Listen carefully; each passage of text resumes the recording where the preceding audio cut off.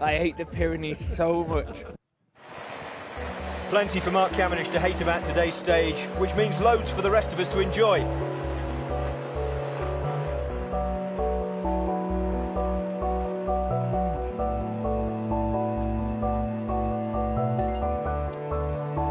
Now here's today's terrain in slightly less scenic form. Climbing from start to finish today, although neither start nor finish is in France. The race begins in Spain, ends in Andorra, and features 1 second, 3 first and 1 super category climb. The 2,240 metre ascent of Andorra Arcalís is the first mountaintop finish of this year's race. With 85 points on offer, it's the biggest day of the Tour for the polka dot jersey and a huge one for the general classification.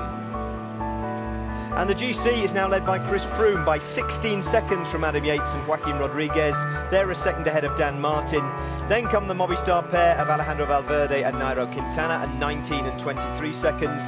In fact, the whole top 10 is within 23 seconds of the lead. Froome's teammate Sergio Henao is in that 23 seconds group and remains a legitimate tactical threat for Sky to employ. Tinkoff's Roman Kreuziger is 12th at 34 seconds and now riding for himself, not his team leader.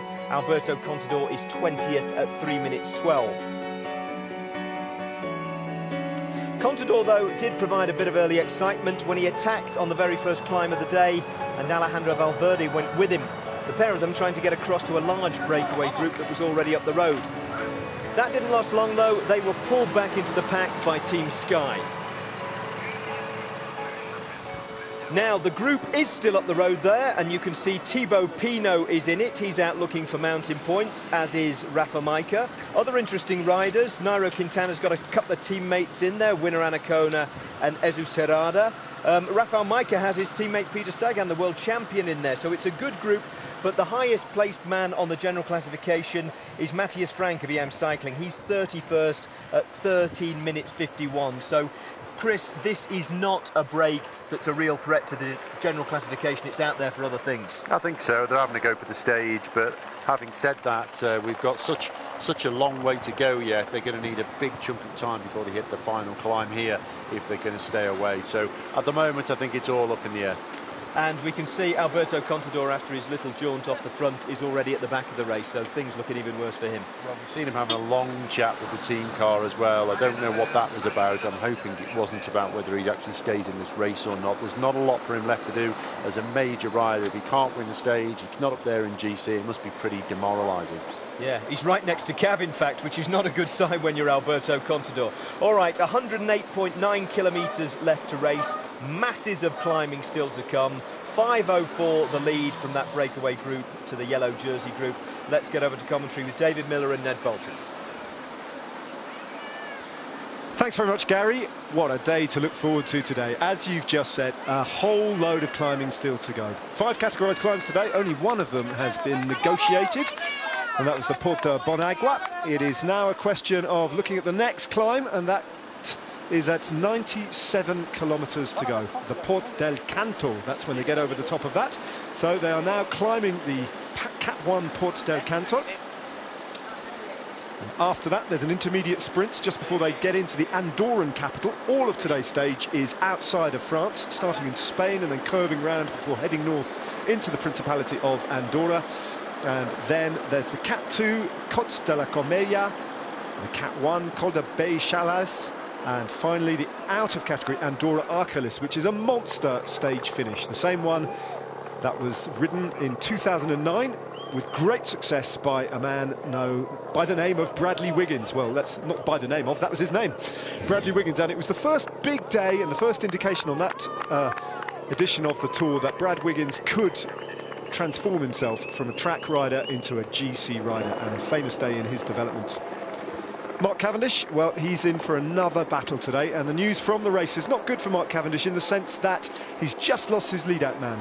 There are now 3 riders who've abandoned, so we're down to 195 riders as things stand, but you might see more abandons before the end of the day. Mark Renshaw being one of those who has climbed off and got into the team car and left the race. For FDJ as well, Mathieu Lagdanius has also gone. So add that to the abandon of Michael Murkoff yesterday, and that's 3 men down. Disappointed for Mark Cavendish, David Miller, that he's lost the services of Mark Renshaw, though.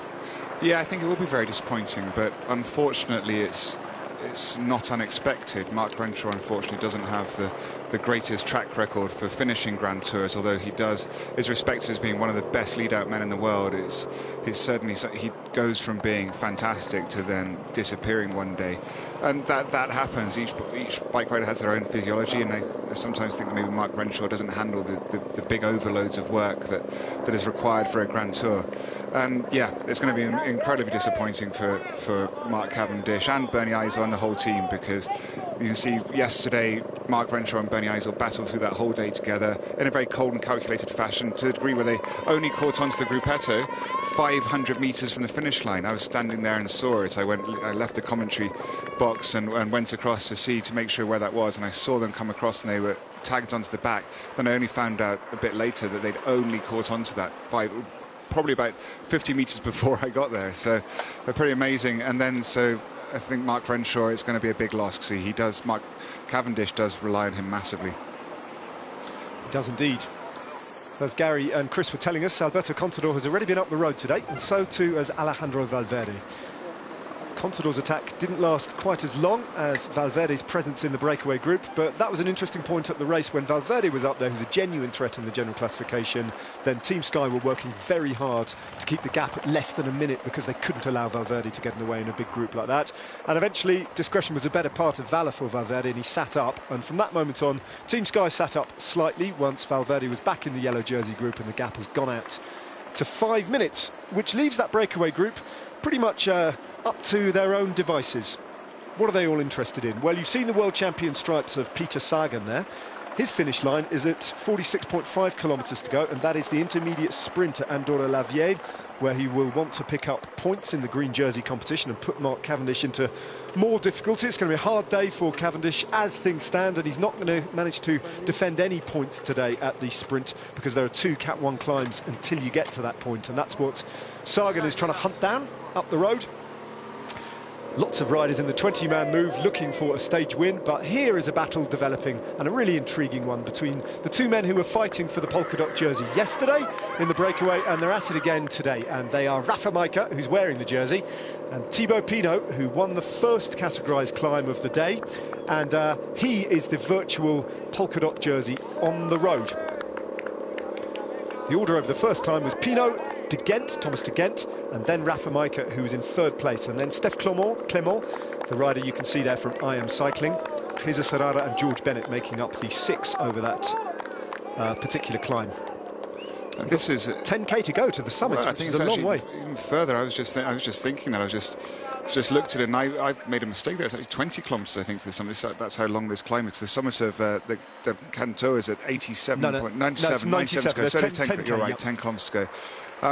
And it's quite a steady climb. We passed over this yesterday, and it's on this beautiful big road the whole time, and the gradient is pretty much stable the whole way, which is quite rare for a Pyrenean climb. But often this side of the Pyrenees, the Spanish side, they're often like this, and all today's climbs resemble this similar style.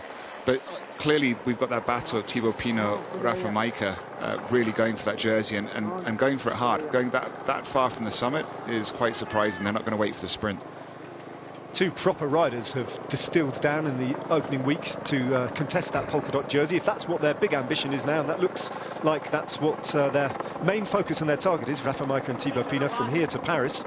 That's going to be a proper competition between those 2. Yeah, and it's quite evenly matched as well. And we haven't seen that in a long time, because normally one rider goes off and gets one of those long mountain stages like yesterday and monopolises all the points and almost shuts down the competition. But we're seeing two respected big riders going for it, and so we could have on our hands a battle now for the next couple of 2 weeks still.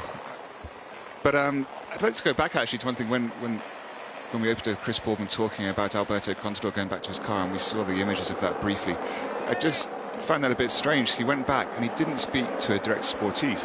He spoke to his mechanic, Faustino, and it clearly wasn't about his bike. And at the other side of the car, another rider was being served. It's almost as if he wasn't speaking to his direct sportif. So he went back, and I was just watching that happen, and I don't think I've ever seen that. Normally, a rider of Contador's calibre goes back, the direct sportif leans out and wants to talk and reassure or have a conversation, and there he was almost ignored and spoke to his mechanic, his loyal mechanic that he's had for years. Faustino is very, very well known and has gone from different teams with Alberto Contador, and they had a chat, and then he rode off again. So I'm a little bit confused about what that was about. Interesting one to watch, Mr. Miller. That'll be fascinating. What is Contador's state of mind? What's his state of health as well? The rider just on the left-hand side of the road in the black of Fortuner Vital Concept. There he is, Brice Fayou. He was the winner last time we came to Andorra Arcalis. On that day I was talking about, where Bradley Wiggins rode up in the big group of GC favourites to the very top. And Brice Fayou was trying to get in the early breakaway of the day. Didn't work for him though. But you never know, this might still come back. There's no guarantee that we'll have 2 races today. Knowing Chris Froome, he might well want to make another statement in the Pyrenees and try and win the stage as well in the yellow jersey. Certainly 5 minutes and 31 seconds is eminently doable if they want to bring this back. Yeah, I think so, because they haven't had the lull. The first climb they did, the race was in pieces, and by the top there was such a strong group away that Sky were forced to really put a concerted chase in. And Valverde being in there, Valverde eventually realised that, as you said, discretion was a better part of valour. He couldn't compete with Sky, so he pulled out and dropped himself back to be a greater service to Nairo Quintana later on in the race. Only 5% gradient, but it's mighty long, this climb, and they will be climbing for some time still to come. We will take a short break.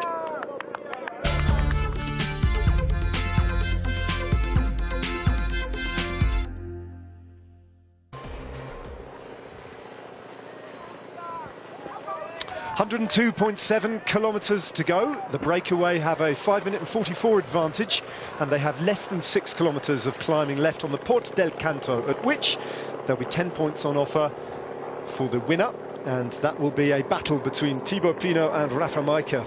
At the moment, it's first blood, essentially, on today's stage to Thibaut Pinot, and he's taken over the virtual lead in the King of the Mountains competition from the Polish rider for Tinkoff, who started the day in the polka dot jersey. He could only manage 3rd place. In fact, a 5-second gap, Thibaut Pinot took over Rafa Majka over the top of the first climb, and let's see if Pinot will be just as strong on the second climb of the day. Both those riders, don't forget, we're in breakaways doing this hammer and tongs as well yesterday, so they'll be tired from that effort, and they're at it again in the Pyrenees. Great contest in the offing. Now, 2 other riders who've been up the road and very aggressive today were Alejandro Valverde and Alberto Contador. Both of those riders have been reeled in by Team Sky, and they're back in the fold. And just before the break, David Miller, you were talking about Contador's body language and that curious little incident when we saw him, and he can see it again, just dropping back to the team car, essentially on the wrong side of the car. I mean, what was going on here? Well, sometimes it's not so. Normally a rider would go back and they'd speak to their director sportif, who, and I see the gentleman who's just leaned out, that's Faustino. He's the mechanic that Alberto Contador has had for almost a decade. He's a Star Wars professional cycling scene and one of the best mechanics in the business. And you can see he's talking to him, and nobody in the front seat is acknowledging Alberto Contador. So often you have in this front passenger seat the direct sportif, and then somebody else driving. Now look, but there's almost been no interaction whatsoever. Now that's the 4th time that Alberto Contador's been back to the car today. And I find that incredibly weird, because a ride of his stature, no matter how bad it is, you'd expect the direct sportif to have the respect and the human skills, if you like, to interact with him and try and figure out what's going on. But something is fundamentally wrong going on with that team right now. Well, that's a bit cool. I mean, we don't know who the director sportif was. Well, we don't know who's in that car. It's Sean Yates and Stephen de Jonge. One of them must have been in that car. One of them must be in that car, and they're not acknowledging Alberto Contador, not to that moment. And they could say afterwards, oh, well, I was busy giving bottles out the other side. Doesn't matter, Alberto Contador is Alberto Contador. And you do acknowledge him, and you appease at least and try and get him through the day if there's something wrong, or listen to his worries if there's something that he's worried about tactically. Now, he was flat out ignored, from what I can see, by his direct sportif. Right, it's always dangerous reading too much between the lines, but from what you know, David, in the many, many years in which you've ridden and raced the Tour de France, often alongside and with Alberto Contador, what is the man like and what's he all about? Because his public persona is quite guarded. He doesn't give much away. We don't really ever feel like we get to know Alberto Contador. You'll have known him a bit better, right? Yeah, I do. I mean, I've always got on with Alberto Contador. I don't know him that well, but I do know somebody who did. Is Bradley McGee, who's an old friend of mine. We raced together. He's now the national coach for Australia. And he was a director sportif. When he retired from racing, he became a director sportif at the time it was CSC or Saxo Bank, one of the teams, the Bjarne Riis sponsored teams, and he took care of Alberto Contador. And I met him in a hotel at a race one time, Brad, and I was like, how is it? Because Brad would spend a lot of time in Europe because he lived in Australia and do 3-month blocks and come across and essentially be at the disposal of Alberto Contador, do the training camps, go to the races. And I said, what's it like working with him? And he said, I almost feel sorry for him. He works so hard, there's nothing else in his life apart from bike racing. It's year in, year out, he just doesn't stop working. And that's Alberto Contador. He is an amazing bike racer, and this is probably one of the most, if the impression of Bradley McGee got was that the most important thing in his life was cycling and bike racing, which obviously it is for many, but I think for Alberto Contador he takes it to another level. Hence why he's been at the top and done so many races. Hence his Wikipedia page. Yeah, and the fact when it comes to a race and he's in a losing position, he doesn't give up. He will always attack, he'll put it all on the line because it is so important to him. And so that's why I find it a little bit disrespectful to have his team acting like that. And fair enough, maybe he's created a storm with his direct sportifs, and the only person left in that car that will talk to him is his mechanic, Faustino. But at the same time, it's a sad situation. We've reset the topography completely, crossing from France into the Spanish Pyrenees, and the rock has changed, this extraordinary red colour. We drove these roads just as it was getting dark, actually, and weren't really aware of quite what they look like in this baking heat today. It is extremely hot. Riders are using those ice packs that we saw on the road yesterday. Peter Sagan seemed to have about 6 or 7 of them stuffed down his rainbow bands. It's a very, very hot day to be negotiating 5 big mountain passes. They're on the second, with 3 more still to come after they get over the top of this, which they will do within 5 kilometres now. 97k is the summit of this climb, 97k remaining, I should say. And they're allowed 6 minutes now, the breakaway group, 20 strong, with a number of riders who you could look at and suggest that they're potential stage winners. Once again, as is often the case this deep into a Grand Tour, and we are on stage 9 now, so there's almost a halfway point in the number of stages ridden. The same names repeatedly come up because they are the strongest in the peloton and their form is the best. So the likes of Thomas de Gent, he's up the road. Tony Galopin, his teammate, he could arguably win a stage like this if the breakaway's allowed to stay away. Danny Navarro, once again from Cofidis, the climber who we saw very active on the day that Steve Cummings won, and there's Cummings in his usual place at the back of the peloton. Alexis Villamoz for AG2R La Mondiale, he's a stage winner on the Tour de France. George Bennett, who's looking extremely strong for Lotto Jumbo. Matthias Frank, Steph Clement, Jérôme Coppel, all from IM Cycling, who have 3 riders up the road, and that's the biggest number of any single team. Significantly though, 3 of the big GC teams, the team of Alberto Contador, who you're just talking about, David Tinkoff, they've got 2 riders up there, but they're both riding for themselves, really. Rafa Majka and Peter Sagan have individual ambitions, so they won't necessarily be much help for Vincenzo Nibali, Fabio Aru, etc. Then there's Diego Rosa and sorry, I've got the wrong team there. Diego Rosa and Luis Leon Sanchez for Astana. Now, they have gone up the road, I suspect, for Fabio Aru, should this all come back together again. And they will be, 2 of those guys will be extremely useful for Rosa in particular, for Fabio Aru in particular. And the same applies for Movistar as well. They've sent winner Anacona and Jesus Herrera, who's a very, very strong rider, stage winner on the Dauphiné back in June, up the road to work for Quintana, should it all come back together again. If it doesn't, then they can take their chances. Yeah, I think so. Aru, I mean, saying invisible would be a little bit strong, but compared to the big 4 or 5 riders that have been constantly present in these hard stages, we've seen him there, but we've seen that white helmet of his slightly in the background. And Contador's put it off. Yeah, he has. Yeah, That's it. Is that the moment at which Alberto Contador abandons the Tour de France? It looks very much like it will be. The bike is going to be placed on the roof rack, and Alberto Contador is going to take a seat in the car. That's it. It's over. He's been struggling all the way through the first week of racing. A wave goodbye to the cameras. He was on the attack today. It didn't work. And in Spain, where he wanted to shine, where he wanted to show that he was back to his very best, he's come to the end of his Tour de France. And that body language was very strong. That wasn't somebody who was completely beat down and disappointed. That was what can I do. It was very it's interesting to see. He's not. That doesn't look like somebody who's given up completely, but somebody who's resigned to their fate and is just letting go of this one. That's not somebody. He's going to come back, I think. We've seen him in the past. We see riders often they're really down and beat down, but he just gave a wave, gave a little shrug of the shoulders, and yeah, we'll find out in the coming months what really is going on. Well, it hasn't worked out for him recently, the Tour de France. In 2014, he crashed out, as did Chris Froome on that edition won by Vincenzo Nibali. Last year, he came to the race wanting to make history. He'd won the Giro d'Italia, and he had firm conviction that he could repeat it again and win the Tour de France, and it just proved far, far too difficult for him in the face of the teeth of the opposition from Nairo Quintana and Chris Froome. So he reset his targets this year. He skipped the Giro d'Italia, and he wanted to focus on the Tour de France. But while cycling is full of ifs and ands and hypotheticals, David, but if he hadn't crashed, who knows?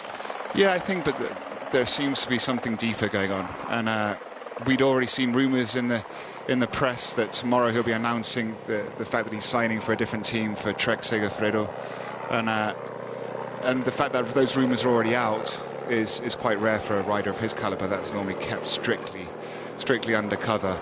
And then those conversations, the repeated conversations, that final lack of conversation we saw with him going back to the team car, there's obviously some deeper things going on, because it's very unlike Contador to stop a race unless he's broken, completely broken.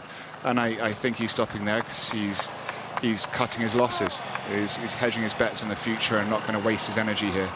So it's that's more of a team issue, I think. I don't think that's none of that situation has been handled well. It's Alberto Contador, one of the greatest, if not the greatest. Chris Froome probably has become the only person in modern cycling who can compete with the Palmares that Alberto Contador has in Grand Tours.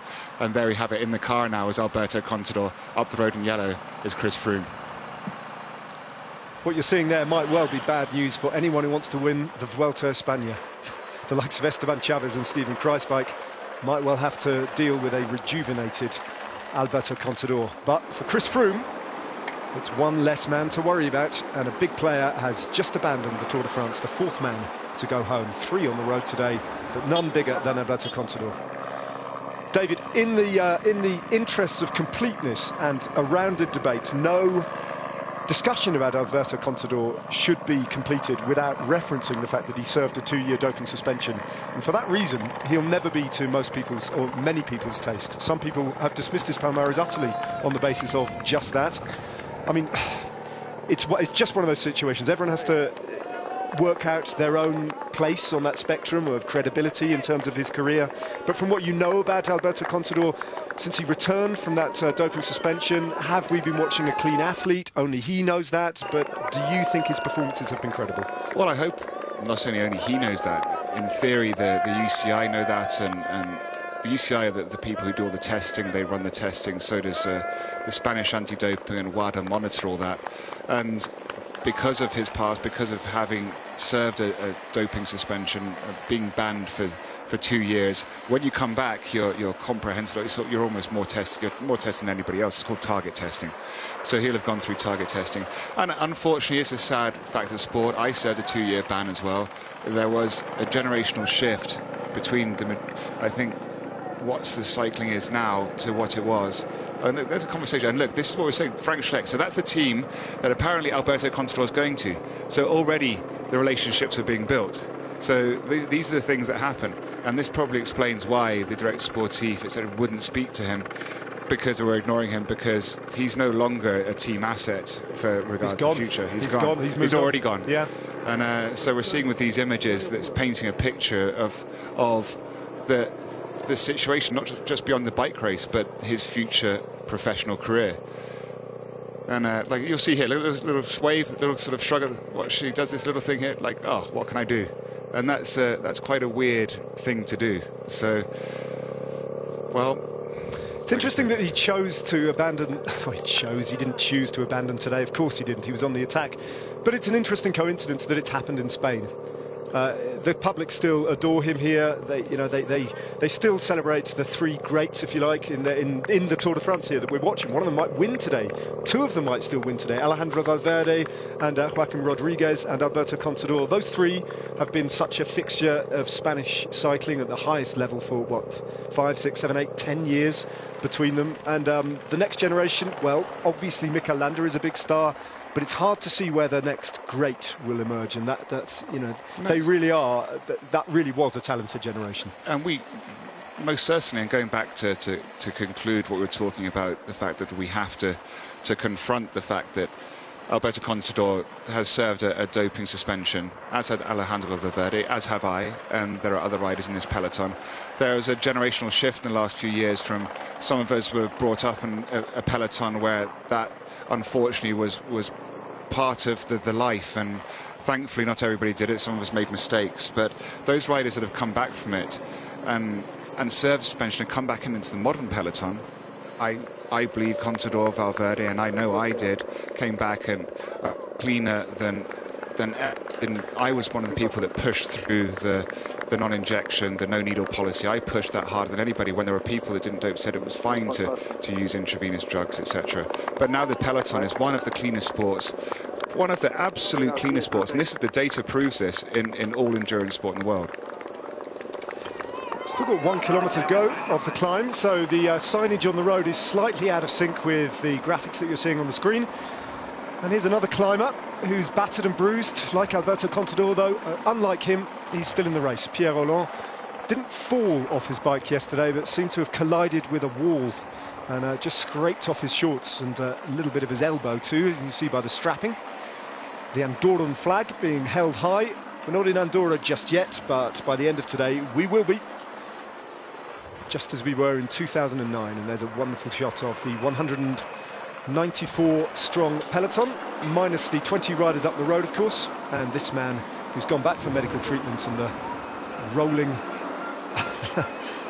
treatment that you get from the white doctor's cart. Round to the other side, might be easier this side. What is it, to his elbow? He'll be all right. He's still in the race. Wrist by the look of it. Maybe he used his wrist when he collided with the wall just to fend off. I tell you what, hats off to him. If he collided with the wall fast enough to rip his shorts to pieces in his arm, and yet managed to keep it upright from what we saw from the footage, because normally an impact like that would put you on the floor, but he was still up and rolling on, trying to clip back in. So I've never seen a crash like that, and yeah, that's disappointing for Pierre Rolland at that point, because that's going to knock him back for today and for the next few days before he recovers from that, and hopefully he does, because he was actually looking strong, riding high up and often sitting on the back of the Sky and Movistar train. Yeah, and very much a position he hasn't ridden in the past. He normally drifts around the peloton and has an exceptional day. But yeah, no, you're right, it's very disappointing for him and his team. OK, let's concentrate on this battle now for the King of the Mountains points. There are 10 available for the winner on this climb and just a few hundred metres to contest them. The first 6 riders over the line will score points. At the moment, Thibaut Pinot has his nose in front in the King of the Mountains competition, but only by 3 points. He's got 40. Rafa Majka at this point has 37. So if Majka wins and Pinot finishes 3rd or worse, then it reverts back to the man wearing the polka dot jersey and sitting on Pinot's wheel. For the time being, Thomas de Gendt is leading, and these are the main 3 in the mountains battle that we're seeing emerging today.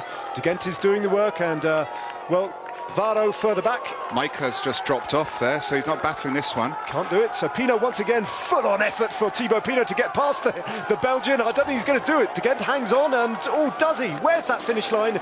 Well, yeah, he just cracks him before it, actually, and Thomas de Gendt will take 10 points. He'll bump himself up to 31 in that competition, but Thibaut Pinot picks up 8, and he extends his lead over Rafa Majka. So not quite the same results for Thibaut Pinot, but he's got the job done, stretching his lead over Rafa Majka. But there are still a huge 70 mountain points available in this competition, including 50, would you believe, at the finish line of Arcalis. It might all change yet. It probably will. We're going to take a short break.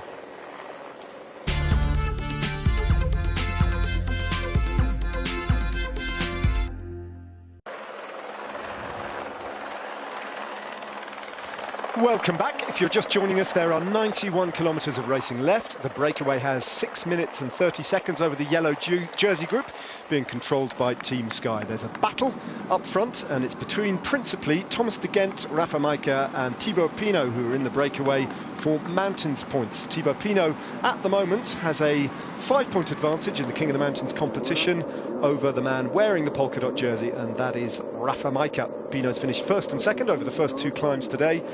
And Thomas de Gendt took the last climb to bump himself up to 3rd place in the King of the Mountains competition on 31 points relative to Thibaut Pinot's 48 points. There are still 70 King of the Mountains points available out there. We're in Spain, we're in the Pyrenees. We've crossed over the border last night as the race heads in a southeasterly direction before it turns back up north and heads up into the high mountains again of Andorra. Over the top of that climb at 97 kilometres, it split up a little bit with the big accelerations from de Gendt, Majka and Pinot. But bit by bit, all 20 riders seem to be getting back on, including Peter Sagan and the others.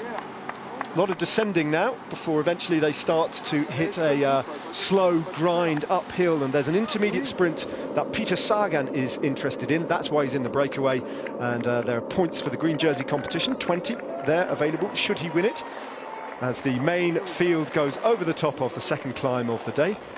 That intermediate sprint is the next line drawn across the tarmac at 46.5k, so a long way up the road now, but it'll be fast. They are going to pick up predominantly a descent before the road starts to rise in front of them again. Long descent. For Peter Sagan, that's his day is almost done in many ways. He had a massive battle getting over the first Category 1 climb and the one that they've just gone over as well. And he's done it somehow. There's very few sprinters, well, there's none. We've seen that. He's the only guy that can do that. But getting over the top of that in that group is a massive relief for him now, because he will be able to hang on to that intermediate sprint and he'll be able to take maximum points, and none of his competitors in the sprints in the green jersey competition will score any. So it's a pretty amazing race, the classic ride by Peter Sagan, which is what is making the difference for him in this green jersey competition in the last few years. He can climb better than any other sprinter and score these intermediate points. It's going to be one of those descents where they can't stop pedalling that often because the gradient's actually quite shallow. Don't know which way the wind is blowing on this part of the road, but it's going to be a full-on kind of, especially in the breakaway where they're setting a much faster pace at this point in the race. They're actually going to have to work this descent rather than just coast it. No, and we saw that with the break as well before. Now it gets a bit faster here, but it's all these big roads, and as you said, it is often windy here, and even if the final climb of De Arcales at the top, the wind often affects the tactics of the race, which you don't see very often, but it is so open, and this whole side, this whole part of the Pyrenees is very open. Unlike where they were racing yesterday, which is all closed in with forests and smaller roads, this is very different. You don't live that far away from here, Girona, a couple of 100 kilometres? 285 kilometres from 285. 185, yeah. One of your friends rode up here. I know. You greeted him on the mountain today, yeah. That's quite hardcore, isn't it? Only just make it up Arcales. But it's become, with Girona and also now Andorra, there's many professional cyclists that live up here, one of them being Dan Martin, who we saw yesterday he's just on fantastic form. He was one of he jumped immediately when Sergio Henao made that attack, and Alejandro Valverde and Nairo Quintana for some reason went with it as well, which was a bad tactic, which we can discuss a bit as well. But Dan Martin was there every time the really big guns of the race were going. So, and he won the sprint convincingly behind Chris Froome. So today will be a major objective for him. We're heading down into the Segre River Valley, which was actually an Olympic venue from the Barcelona Olympics. It's where they did the canoeing and kayaking and all that kind of stuff, about which I know absolutely nothing, but it was used back in 1992 when Chris Boardman did that gold medal thing that he did, and changed British cycling forever, you could argue. It was. Especially if you work alongside Chris Boardman and you have to sit opposite him at breakfast. And listen to him every day talking about the Barcelona. Doesn't he just go on about it? He doesn't, by the way. And so you see this road, this is what it's like the whole day. They're on this exactly the same big road. They have a little section where it gets a bit technical before, but it really is for bike racing. And for a team like Sky, this is the perfect day for them. Oh, here we have Bardet behind. Romain Bardet having an issue. There. So Bardet's got some mechanical issue with it, or is it with his shoe? Or no, it's his mech. What's going on there? He's got his Allen key out, which is always a bad sign, isn't it, when you're going about 65, 70 kilometres downhill. Oh no, don't do this. This is crazy. Just lunatic. Just adjusting his rear derailleur, so it mustn't be working. Must be skipping around, jumping a bit. That's very interesting that the whole team had dropped back to look after Bardet there, and good reactions from them. Yeah, that goes to show they're well disciplined, and also the respect they have for Bardet. There's no hesitation.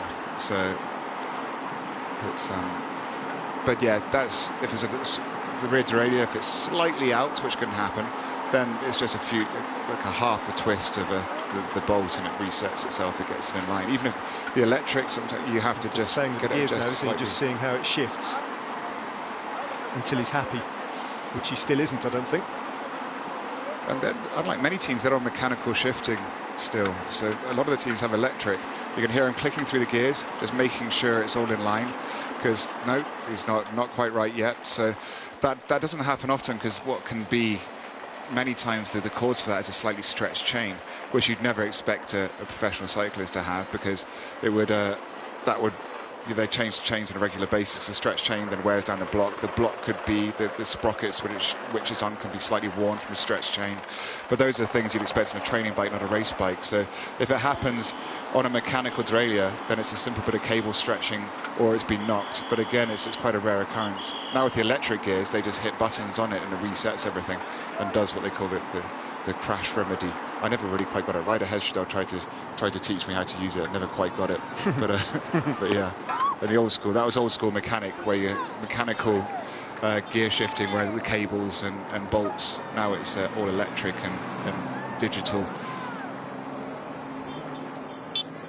All right, back with the front of the race.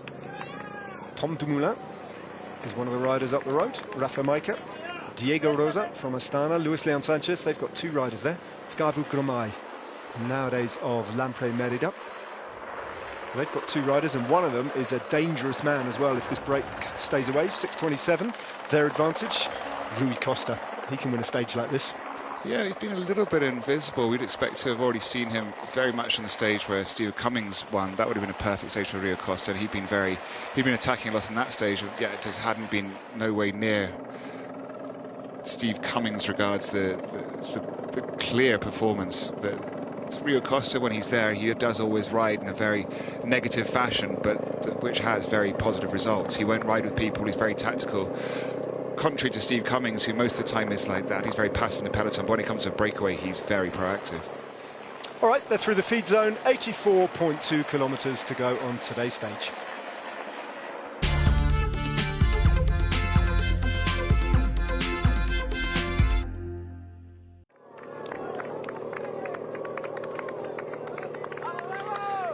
Welcome back. Less than 80 kilometres of racing remain as they take refreshments from the side of the road. Team Sky controlling things, but Ian Stannard very nearly lost control of his bike as he takes his musette and gets back on duty. Good shift this from Ian Stannard. He's already been over two big Cat 1 mountain passes, and he's still there, still working for the yellow jersey of Chris Froome. And for now, Team Sky have everything absolutely under control. The real battle at the moment is 6 minutes further up the road, where Thibaut Pinot, Rafa Majka and Thomas de Gendt are battling for King of the Mountains points. They've got a Cat 2 climb that they will start to climb at 45.7 kilometres to go, and then another Cat 1 shortly after that, which is probably their finish line for the day. Those three riders, they won't necessarily expect to be contesting Mountains points at the finish, because there's every chance that will be a big GC race today. These are the riders up the road, some powerful men too, including the world champion Peter Sagan, who has the intermediate sprint at 46.5 kilometres in Andorra, in the highest capital city in Europe, Andorra-la-Vieille, where we stayed last night. That will be Peter Sagan's effective finish line for the day, and he's going to want to make a big statement in the green jersey competition. The man wearing the green jersey is just struggling through another brutal day of climbing. Mark Cavendish escaped elimination by the skin of his teeth yesterday, mostly thanks to the work done by Bernie Eisel, his teammate and domestique. Now, Mark Cavendish on the road today has lost another ally, and Mark Renshaw was one of a number of riders who've abandoned today. So Renshaw's gone, and two of Thibaut Pinot's FDJ teammates have also abandoned on the road today. First of all, it was Mathieu Ladagnous, sorry about my mispronunciation of his name earlier, still can't quite get it right, it's a difficult name that. And Cédric Pinot has gone too. So Thibaut Pinot has lost two teammates on the road today. Those three names, though, pale into insignificance compared with the big name who abandoned today. And frankly, David Miller, it was a tale of woe all day for Contador. He was on the attack earlier, but we now understand that he has succumbed to a bit of a fever last night, and clearly that's been affecting him. But it's not the whole story. No, what we saw there with Frank Schleck, Trek Segafredo, that we're hearing is his future team that he's going to announce signing for tomorrow. And then we just saw him going back to his team car, speaking with his mechanic, not his DS, his director sportif, who appeared to be ignoring him, or they're ignoring each other. And now he's given up. And we see also he doesn't do the usual giving up, resign, ignoring the cameras. He's there and he seems almost quietly satisfied and okay. Just, yeah, that's life and I'm coming back. This isn't the last you'll see of me. So one big opponent down and out. Chris Froome won't have to worry about Alberto Contador, as he has had to do so many times in the past. Strangely, not so often on the Tour de France, but certainly when he's contested the Vuelta, Contador has been a thorn in Chris Froome's side. And we're in Spain. Chris Froome is on the Tour de France in the yellow jersey. But you know what? I think Chris Froome wants to try and double up this year once again, and as he did last year, win the Tour de France and then try and win the Vuelta. Certainly what he indicated to me when I interviewed him before the race got underway. Of course, he's got the Olympic road race and the prospect of a gold medal to think about in between a potential Tour de France victory and a Vuelta victory, so could be an utterly astonishing year for Chris Froome. Yeah, I mean, he could do a triple that's never done before with the Olympic road race in between the Tour and the Vuelta. But to be honest, having the Olympics in between the two races may be a benefit, because it means he'll almost stay in a racing or training recovery atmosphere, ambience for the whole time, whereas normally you go home, you decompress, you then have to reset and get yourself back in the racing state of mind, especially after Tour de France, which is so hard to reset from, because you come out of it almost mourning the race, and also coming out of the bubble is quite discombobulating, and it's all very strange. But I think having the Olympics straight after means that he'll be straight in another bubble, and by the time that's finished, he'll come out and he'll be straight into the Vuelta. So I don't see why that's not a realistic prospect. Absolutely wonderful scenery, baking hot, quite humid today. And they drop all the while, continuing to descend down into the Segre River Valley, which bisects this part of Catalonia in the foothills of the Pyrenees. And it bisects it north-south. And it marks the region of Catalonia known as Urgell as well. Catalonia, like all Spanish regions, is divided into counties, and Urgell is a very unique one with its own language. So many pockets of distinct languages and variations of languages up here in the Spanish Pyrenees. It's got its own interesting history, including in 1933, when France, just over the border, actually occupied Andorra to quell an interesting period of social unrest just before elections were held in the Andorran Principality. And on the 12th of July 1934, when the adventurer Boris Skosirev proclaimed in his own language of Urgell that he was Boris I, King of Andorra, and he declared war simultaneously on the Bishop of Urgell, and the French had to move in and make sure that didn't stick. Sounds like another Boris. Yeah, exactly, King of London. And, but my favourite Andorra fact is that during the First World War, Andorra, in the middle of the First World War, declared war on Germany, never fought the Germans, and actually they were in a state of war with Germany right up until 1958, when that was ended. Completely forgot about Completely forgot about, because they were left out and not included in the Treaty of Versailles, which settled the matter at the end of the First World War. But Andorra remained in a state of war with Germany all the way until 1958. Brilliant. Yeah, it's just one of those odd little pockets of Europe that have their own unique history and unique ambiance. We stayed in Andorra last night, and I tell you what, there's some posh motor cars, and mind you, you're driving one of those, David Miller. Less said about that, the better. But some posh motor cars and some serious wealth in Andorra. It is a tax haven, And in fact, this whole region of Spain, including the town where the race started from today, is visited by the royal family. Quite often it's some of the most extravagantly well-developed ski resorts, etc. Well, Val d'Aran, where the race started today, yeah, is a beautiful place. It's probably one of the most beautiful places in the Pyrenees, and one of the most wonderful ski resorts, I think, in Europe. And contrary to the French side and much of the other Pyrenean resorts, or even the Alpine, it's reasonably modern built, but all the architecture is fantastic. It's just a beautiful place. It's quite small, and I don't ski, but I don't know. It's one of the few ski resorts I've gone to in bike racing summers, and actually quite liked being there. Normally going to a ski resort just fills me with dread and uncomfortable feelings and a sense of pain. But no, Val d'Aran is definitely. So this whole stage is quite a beautiful one. Still Ian Stannard's on the front, which is normally a hurty thing to happen to a bike race. Stringing things out. Very, very fast descent. It's not at all technical. Beautiful road surface as well here, so they really can come out to play on this descent. And we see the time gap, 6 minutes at this point. It's going to be quite a strange one, because although that's a strong break up there, Sky have never let it go. And Valverde dropped back from that at the beginning in order, realising it was futile because Sky would bring it back. They weren't going to play games. Sometimes a team will bluff and expect another team to come up and be worried about Valverde. But Team Sky have made it clear, much like we heard from Dave Brailsford yesterday, saying, we're here to win. We're not here to mess around. And if other teams aren't going to take it up, we'll take it up. If you want to win, that's what you have to do. And Team Sky, they're really at that point in the last few years, since 2010 to where they are now, they've become the biggest stage racing and most powerful stage racing team in cycling. And back to like what the old days were of Benesto, and even before that, La Vie Claire and Renault. So they've earned that stature now. Well, the breakaway has bottomed out. The descent is nearly done, and from then it's an uphill grind to Peter Sagan's finish line at 46.5 kilometres, the intermediate sprint. We'll take another short break before the action resumes.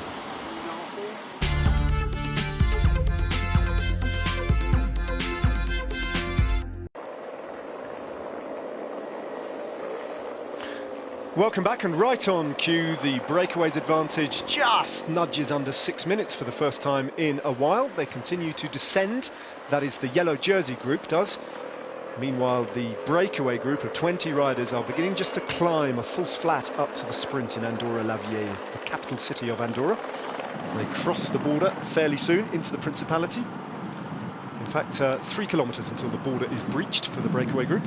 And Steve Cummings is not going to win today unless he moves from that position where he often finds himself. There he is, stage winner in brilliant fashion.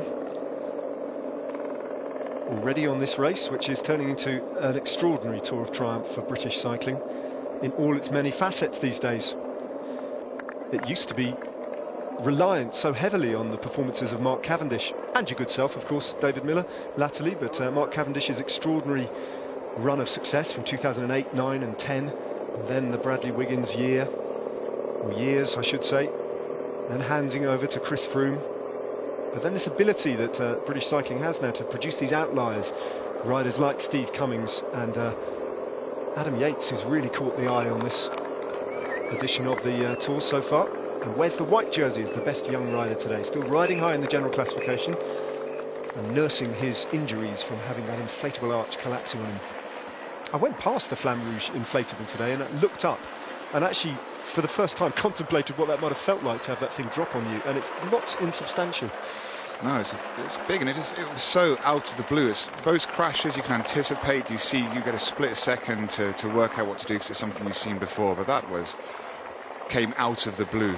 And you know, I think to then do the ride that he did yesterday after what will have been mixed emotions, and also it was a big impact he had. You saw the bike just stop dead and was left on top of the inflatable arch, and he went flying and landed on his face, and to the degree where he had to get stitches in his chin.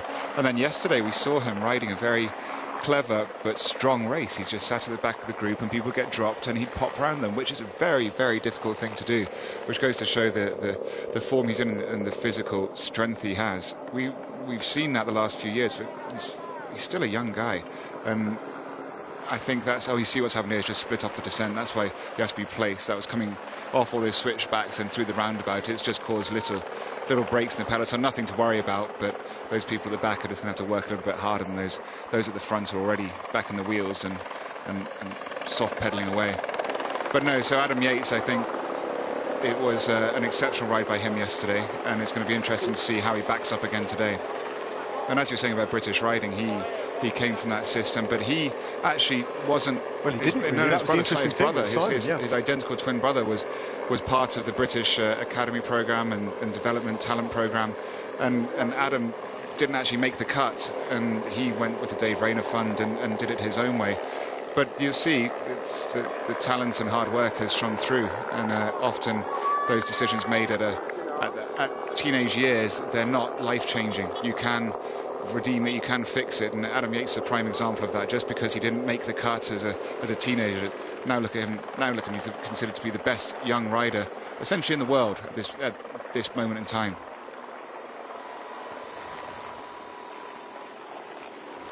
Luke Rowe's not bad either. In conversation with Fabian Cancellara at the front of the yellow jersey group. Looks like Ian Stannard might have been relieved of duty, at least temporarily. Done a big shift, Stannard, leading them over 2 Category 1 climbs and down to the foot of this next section of the race, where they'll just drag uphill. The race ends today right over 2,000 metres of altitude, and not far from the hometown of 2 riders in particular. And those 2 riders have got a good chance of winning today, and a lot of pressure on their shoulders to deliver the win, potentially, perhaps. They are Ireland's Dan Martin, who looks in absolutely blistering form at the moment, and, interestingly, Purito Rodriguez, the Katusha rider who also lives in Andorra. And we haven't seen much of him this season at all, but what we've seen, the glimpses we've seen on this Tour de France so far, and don't forget we're only in stage 9, but the glimpses we've seen of Rodriguez, looks all right. Looks like he's going all right.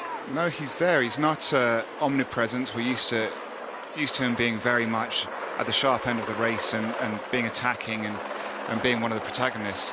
But here he's there, and we're seeing the results consistent and in some of the hardest stages. And it seems like he knows what he's doing. He's obviously in amazing condition, and perhaps this has been his sole objective of this year, this stage today, because it is his home. And I think, and the bottom line is, he's a quiet third on GC, and we haven't even really seen him. We haven't mentioned him. We constantly talk about Chris Froome, Nairo Quintana. You've also got Valverde. All these other, Dan Martin, Adam Yates, and yet Nairo Quintana's just sitting there quietly, moving up every day on the GC, and now sitting third, coming into his home area. Purito Rodriguez. Purito Rodriguez. Yeah. But yeah, so it's going to be interesting to see how he does today. And the thing is with Rodriguez, him and Dan Martin are essentially very much the same style of rider. Nobody in the peloton can match their final acceleration at the top of a climb. Those final 500 metres, they can be there with everybody and then they destroy each other. And we saw Dan Martin doing very much similar, even in the flat sprints yesterday coming into Luchon. And that's what Rodriguez was in his younger years. And that's always one of these things. It's what Dave Brailsford talked about early in the race when he said he's selecting riders. You decide whether they're on the ascending spiral or the descending spiral, or whether they're at the plateau. And very much you've got Dan Martin, 2 riders who are almost identical regards their style of riding and the expectations people put on them, and their size in many ways. Dan's a little bit taller and bigger than Rodriguez, but at the moment Dan is very much in the ascending spiral, approaching the plateau of ultimate excellence, the zenith of his career, and Rodriguez is slightly coming off that now. He's slightly sliding down, and yet at the same time, because of his class, we find him lying third in GC and one of the favourites for today's stage, and yet we haven't spoken about him. Yeah. Well, one of Dan Martin's breakthrough wins, his first monument win, aping the achievements to some extent of the great Sean Kelly for an Irishman. He won Liège-Bastogne-Liège in 2013, I think, was it? Dan Martin achieved that notable ambition of his, and he did it by out-sprinting Joaquim Rodriguez on that final climb of the course. And it felt at the time like that was almost a passing of the baton.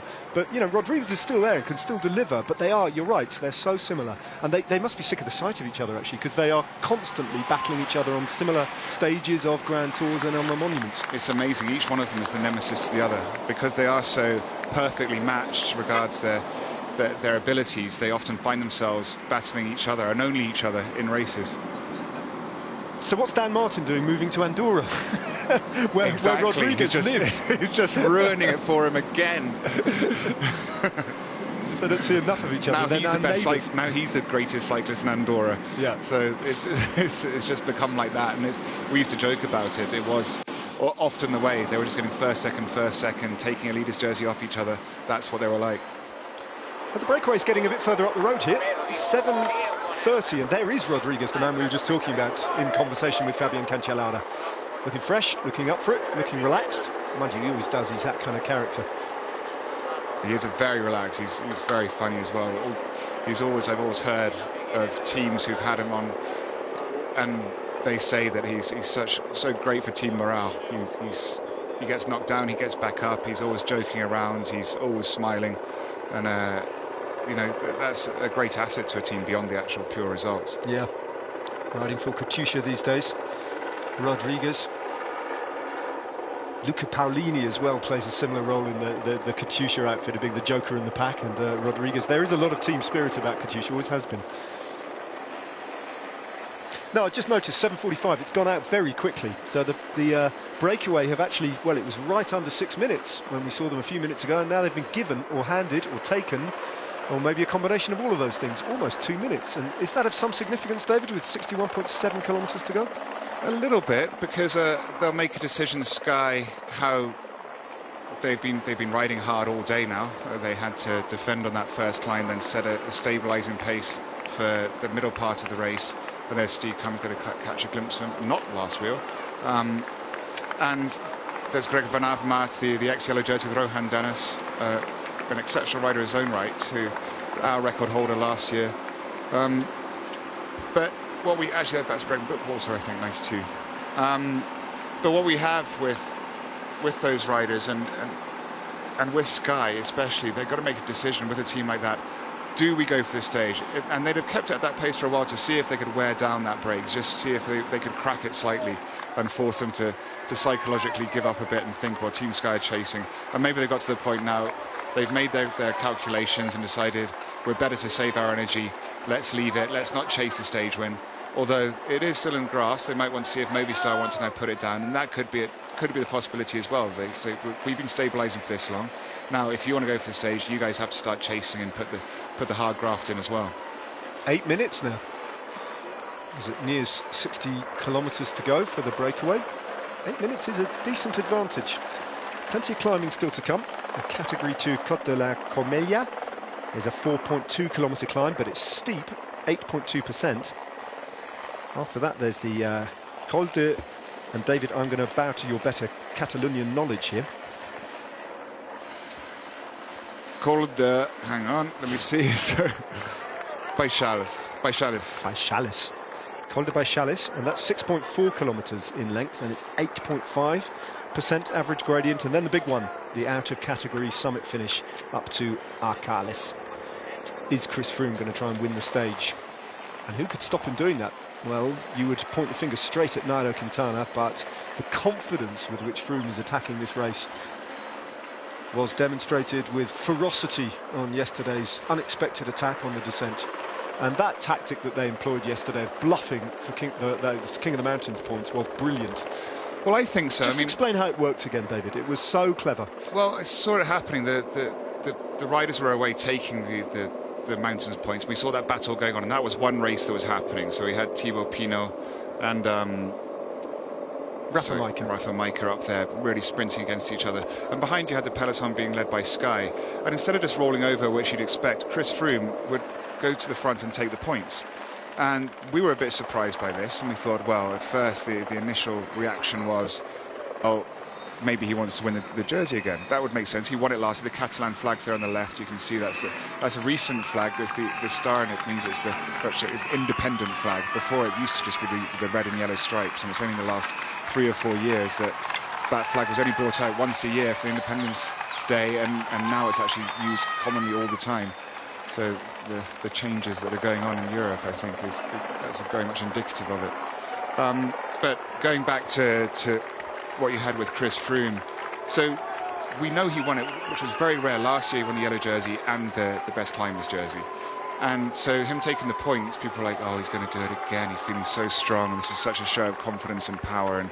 And Eddie Merckx, cannibal-like riding. And so people resigned to it. And when it came to the final climb, they got to the top as a group and had been attacking ferociously. And they'd done something as well, unorthodox by Team Sky standards. They started to wind up the pace, which everyone expected, to set the big attack up from Chris Froome. And Chris Froome still had 3 teammates left here. And instead of using them all up, Sergej Henao, who was in 3rd position, just in front of Chris Froome, who everyone would expect to be weighted and used last after the 2 teammates in front were used up, attacked from their own train. And that forced Movistar to react immediately because he's so close on GC, and Valverde went after him. And I think Movistar made a very bad mistake, in Nairo Quintana more than Movistar, by chasing after Valverde. He should have just left Valverde go and allowed Chris Froome to then chase back on and check Froome's form. Froome just played off Movistar, got back up to them. They then counter-attacked. There were a few little flurries of attacks. They then got to the top as a group. And Chris Froome saw it was a group, and it looked as if it was the status quo was restored, and those guys were then going to race to the finish. And he accelerated over, did it last minute, the last 50 metres, last 100 metres acceleration for the points. And because he'd done it in the previous 2 mountains, everyone thought twice. They were like, oh, he's just going to get the points again. Here we go. Look at him. And he just carried on. And really carried on. And that was it. And it was, in my opinion, a master stroke. But Chris Froome very much played it down in the post-race interviews. On the other hand, Dave Brailsford didn't quite play it down so much. He was almost telling everybody that it had been a strategy and they had been planning it. But I think it was probably better for them to keep quiet about it and Chris Froome to play innocent and all humble about it and allow them to play clever tactics in the future. Because now people will expect them to do clever things and unorthodox things, which will make those moves expected. It was a great day's racing from Chris Froome, of that there is no doubt. Can he repeat something similar today? We're going to find out soon. 57.8 kilometres remaining on today's stage.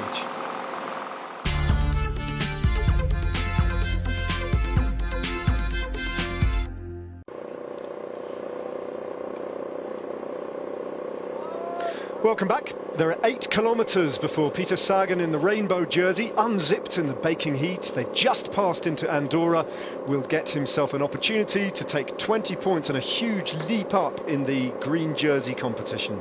If he does that, and who would bet against him in this competition, he would land himself on 197 points, and that would make it just 7 points difference to the man in the green jersey, Mark Cavendish. So Cavendish would remain almost certainly in green on the day, assuming he's not eliminated from the race. And by the way, he's safely in the main peloton today at this point in the race.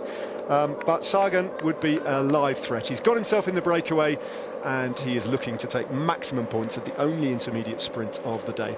Plenty of racing still to come. We've still got 3 climbs, including the first out-of-category uphill finish in the Pyrenees on the Tour de France. A big GC showdown and inevitability today. So I hope you've enjoyed the racing over the opening 9 stages of this Tour de France as ever. Tomorrow, there is no racing. Don't know what you're going to do with yourselves, but I have a suggestion. At 7 p.m, we've all been working hard to put together a highlights show, and here's what awaits you. Mark Cavendish has done it again! Yeah!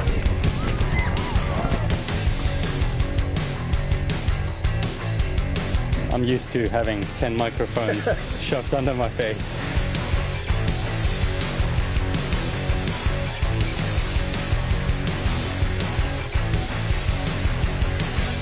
If it rises more than 4, the athlete could be in mortal danger.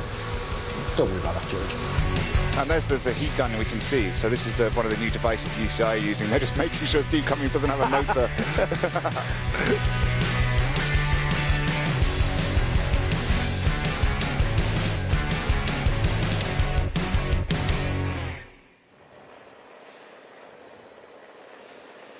Yeah, 7 p.m. for those of you who like your cycling, even on a rest day. And it seems for those of you who like your hard rock guitar riffs as well. Plenty of action, even though there's no action. The live racing resumes, of course, on Tuesday on stage 10 as we go into Revel.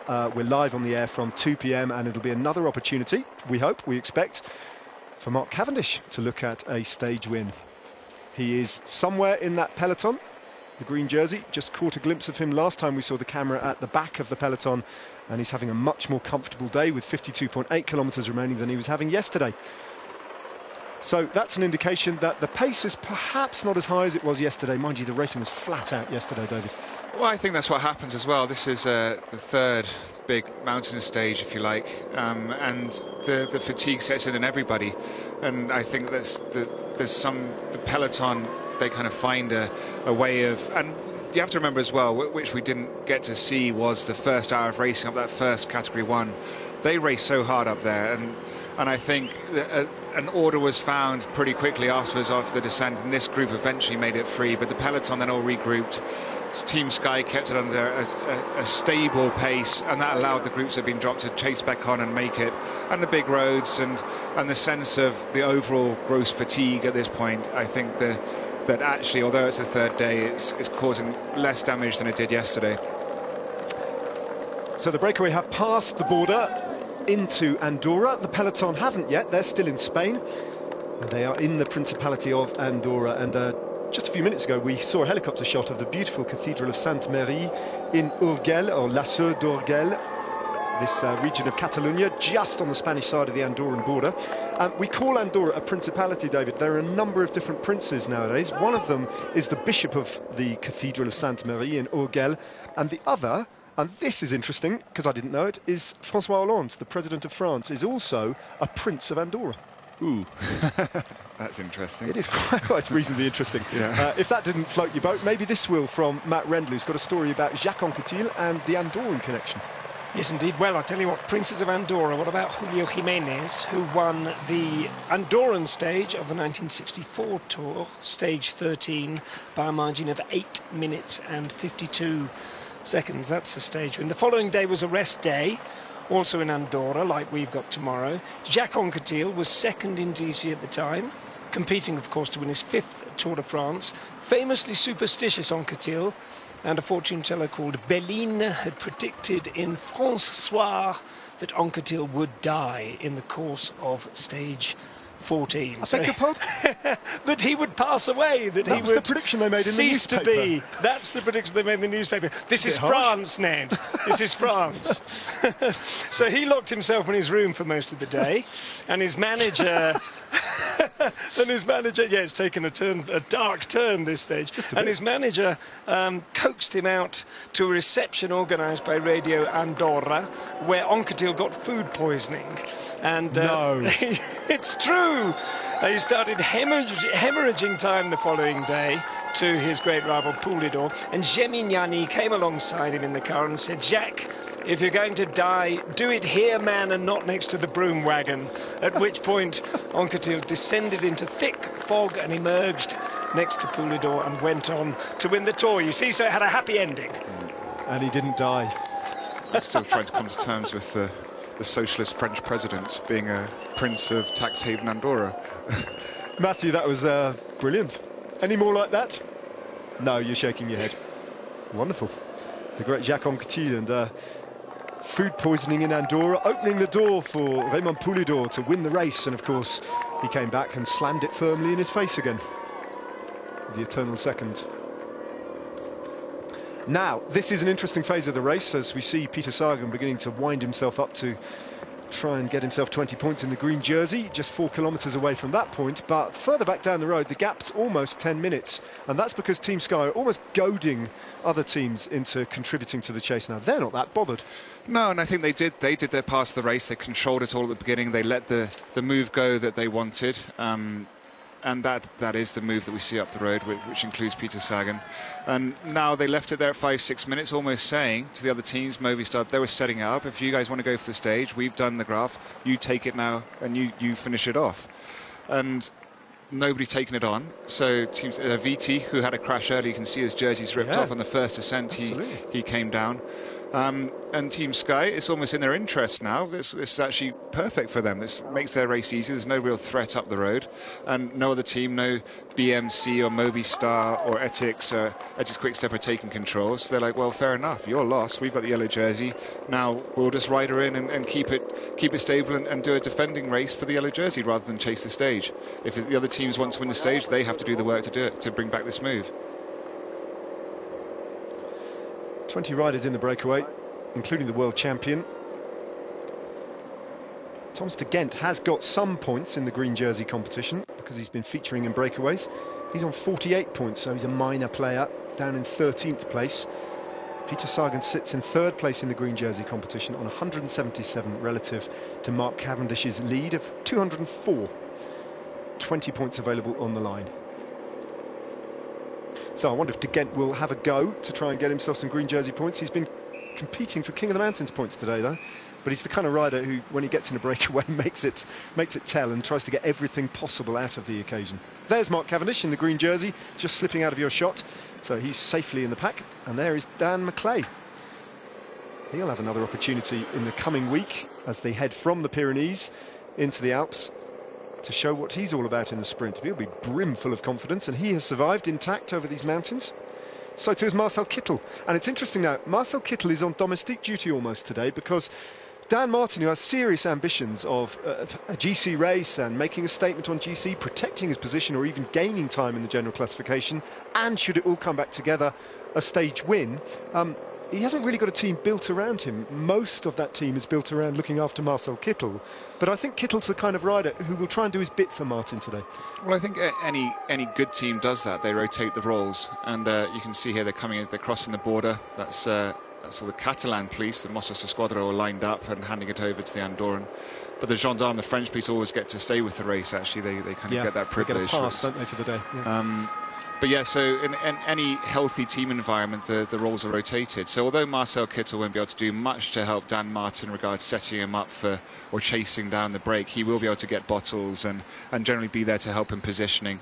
But yeah, you kind of expect that. I think that the clearest image we have of that is a 2012 Tour de France when you had Mark Cavendish in the rainbow jersey carrying bottles for the team, helping his team leader at that point, GC, Bradley Wiggins, and the rest of the team who were doing the work on the front. So it's what's expected within a team for you to switch around and help each other when needed.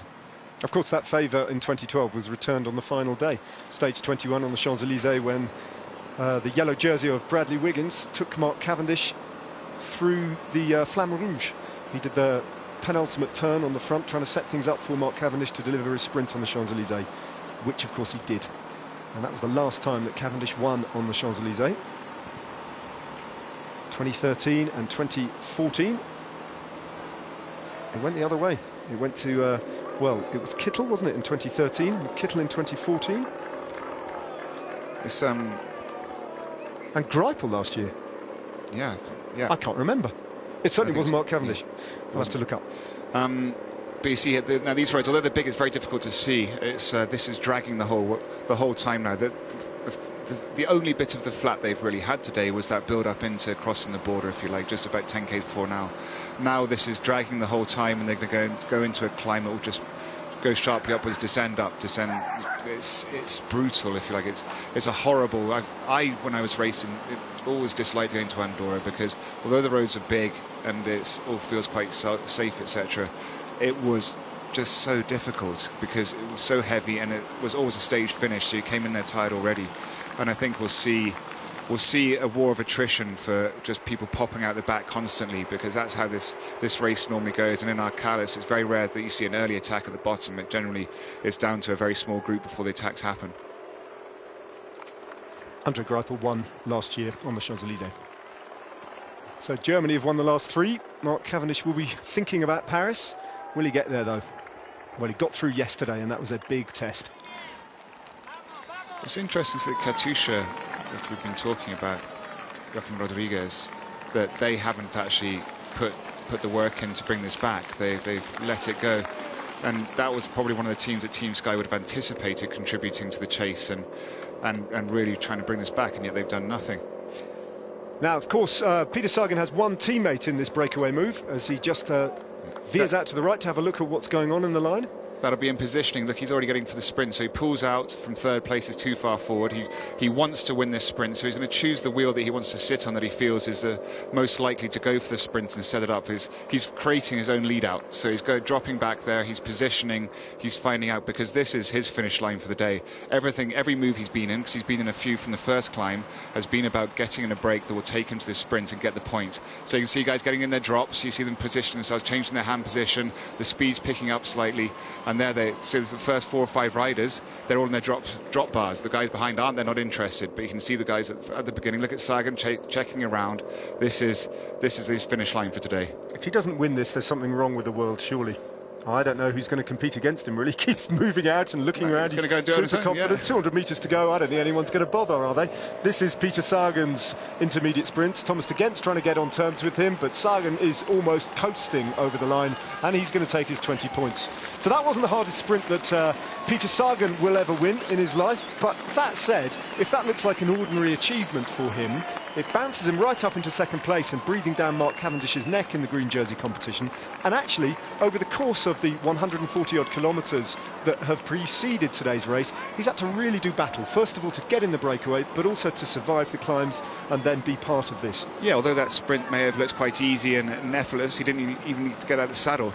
It has been, well, over 3 hours of hard work to get there. And we saw him in the early moves get on the Cat 1 climb, moving, suffering. We've seen him at one point on the second climb. He didn't look good at all. Going back, getting ice, his jersey completely undone. It's been a battle for him to get there. So it's probably these sprints that he wins, we take it for granted that he does, that he goes into the mountains and gets these intermediate sprints, and that's what moves him up the classification. It's not easy for him in the slightest. They are in Andorra-la-Vieille, the capital of the Principality, the highest capital in Europe, and they are about to make it a bit higher as they start to climb the Côte de la Cormeilla, 4.2 kilometres at an average gradient of 8.2%. Only a Cat 2 climb, 5 points available at the top, which will be contested and fought over by Thibaut Pinot and Rafa Majka. As there's an attack, I think it's by Jérôme Coppel from IM Cycling. He's decided to go, and this won't please either Thibaut Pinot or Rafa Majka, and they're looking around to see where the reaction is, because the 5 points on offer, they fought hard to try and get them. And Peter Sagan is drifting towards the back. His finish line was that intermediate sprint, but it looks like he is just going to sit up for the day and lose contact, probably with this group on the climb. That's going to disrupt things for Pinot and Majka. Well, you'd expect Sagan to now just sit up. It's his mission is accomplished for today. He'll find a good pace. He won't just sit up, he'll find a good pace that he's comfortable with, that he considers he can take all the way to the finish and wait for the groups to get up to him. Coppel, I think he's just trying to... It's a good move. I mean, otherwise that break just sits there, and he wants to force 2 or 3 other strong riders to come with him. It's better to play at the stage against 3 riders, 2 riders, or rather than the 14, 15 that are there that will be left. Looks like Peter Sagan's day might be done, but plenty more opportunities for a number of riders, including Majka and Pinot and others at the next King of the Mountains. We're going to take a short break.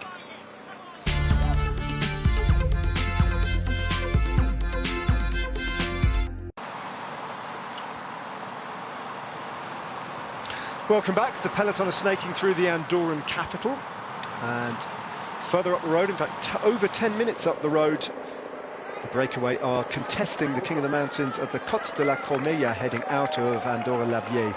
They go over the top of that at 41.5.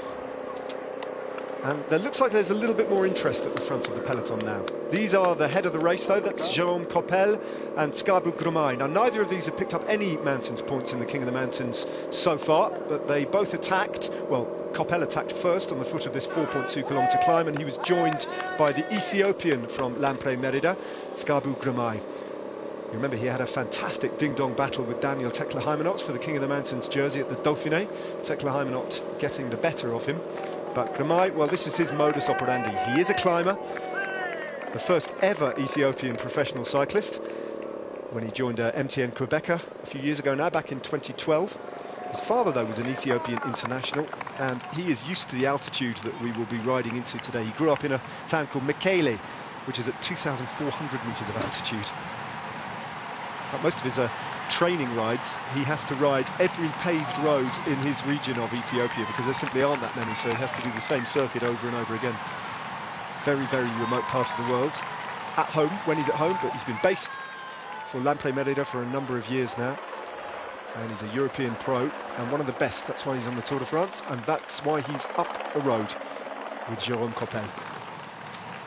Well, there's nothing at stake in the intermediate sprint for the peloton. There are 20 riders in that breakaway move when Peter Sagan crossed the line, and the next 14 riders followed in his wake. They swept up all the points at the intermediate sprint, so nothing at stake there. What do you read into the shape of the peloton at the moment, David, and the time gap? Well, the pace is lifting a little bit. It's stabilised again, whether it be contrary to it having gone out the last 20 Ks from 6 minutes to nearly 10 minutes, and now it seems to, the pace seems to have lifted a bit, and we can see it stringing out at the back. Steve Cummings holding strong in last place.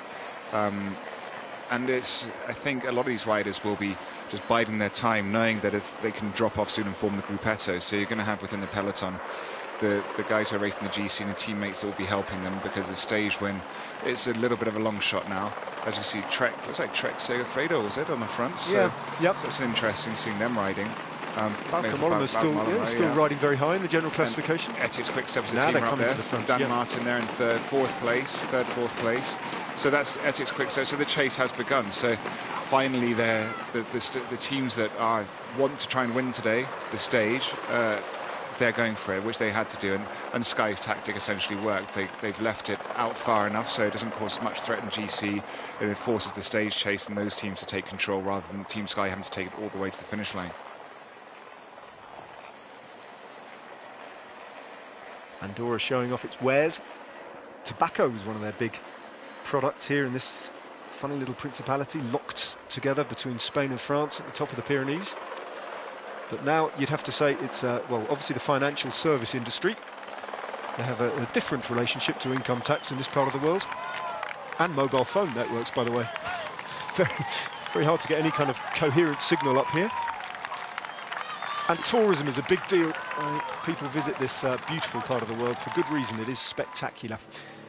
So the peloton are on the foot of the climb, this Cat 2 climb, and Coppel and Girmay have 1 kilometre to go. This is quite good news, though, if these two stay away, for the man in about 5th position, just behind, for Thibaut Pinot, because only 4 riders across the line on a Cat 2 climb will score points in the King of the Mountains competition. And if those two stay away, they'll pick up 5 and 3, which are wholly irrelevant in the grand scheme of things at the moment, which leaves only 2 and 1 for Majka and Pinot to contest. And Thibaut Pinot at this point in the race has a 5-point advantage over Majka, so Majka wouldn't be able to take the virtual jersey off him at this point.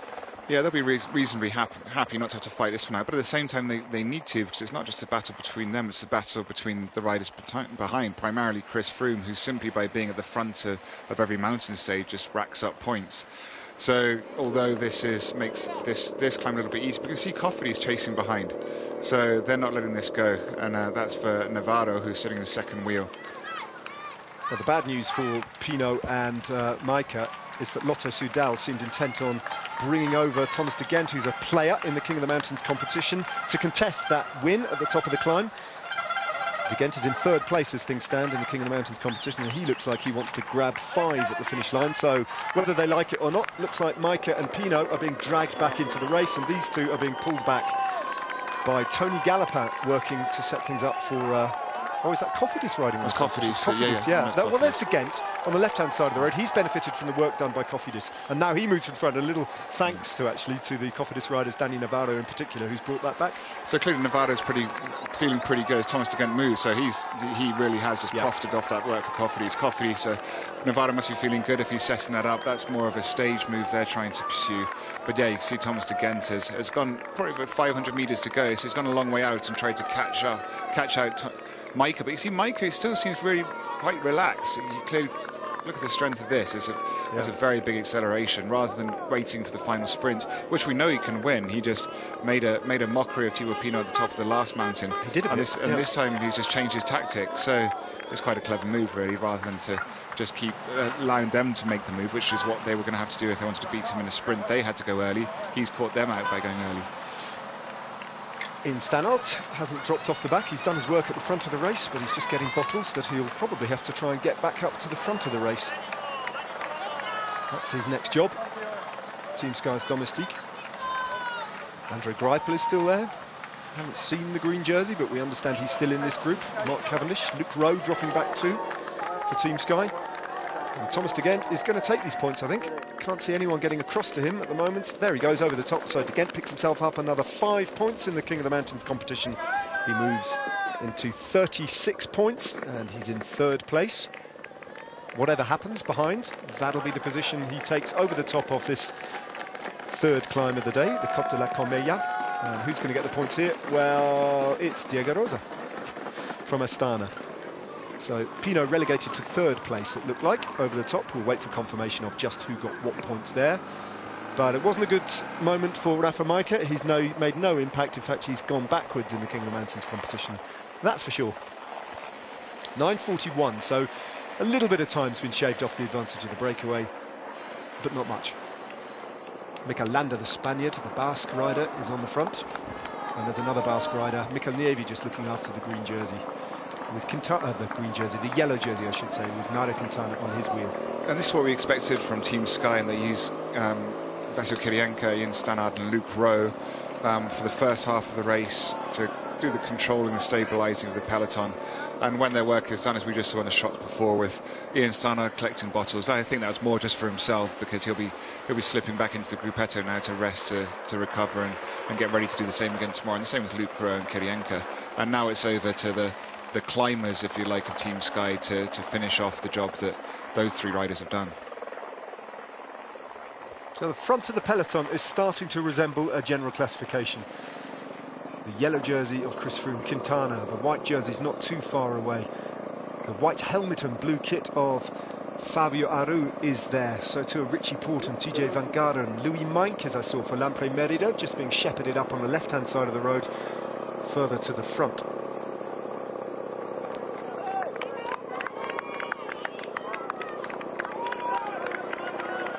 This race, though, won't really explode until the final climb, unless somebody wants to do something extremely brave, David. No, you wouldn't think so, not with the current race situation. And because normally you'd put your riders up the front, as Movistar have done, and Astana have a couple there, with perhaps the intention of having your team leader launch from the peloton behind, and them drop back off the front and give them a ride, essentially domestics waiting ahead of the race. And that's one of the reasons that it's in the interest of Team Sky to let that gap go bigger, to neutralise that happening. But doing a bit of damage. They're doing a bit of damage at the back, though, perhaps surprisingly. But, well, there is a GC race still. This is another. If Chris Froome is on the form that he appears to be in, there's no point in him in just marking everybody else. He may as well try and take more time out of people. After all, he's only got 16 seconds on 2nd place, so it's in his interest to try and extend that lead whenever he can.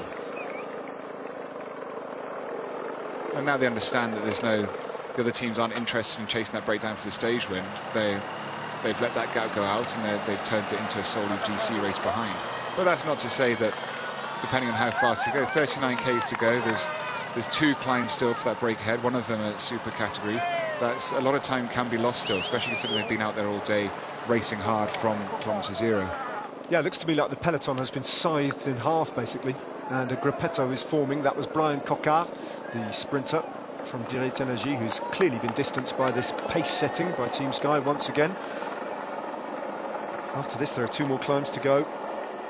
6.4 kilometres in length, the next one. The Col de Bachalis, and then Andorra Arcolis, over 10 kilometres of climbing. Interesting to see that Movistar, the team that we heralded as being as strong as Team Sky, their leaders, Nairo Quintana and Alejandro Valverde, appear to be quite isolated now, contrary to Chris Froome, who still has 5 riders in front of him. So that's a little bit disappointing, and we've seen them race a bit oddly this whole first week in many ways. Roman Kreuziger, who we see at the bottom of the screen, is now the sole GC rider for Tinkoff. So he's at 34 seconds, which and he doesn't have to think twice about things now, about whether he's looking after Alberto Contador, although we have to ask whether he was thinking twice ever, because we saw a few days this day, Greg Van Aert, stage 5, I think it was, where he didn't wait for Alberto Contador. So, well, in the light of what we saw with the body language of Contador and his non-communication earlier, I wonder how significant that was in hindsight. Yeah, maybe under team orders. Maybe team orders had been, if Alberto Montoro don't wait for him, in which case that would cause friction. But we won't know that until, actually, we probably never will know that, because we won't know which story is true from within that team. That's true. Sometimes what goes on in the peloton stays in the peloton, and we just get fed the scraps.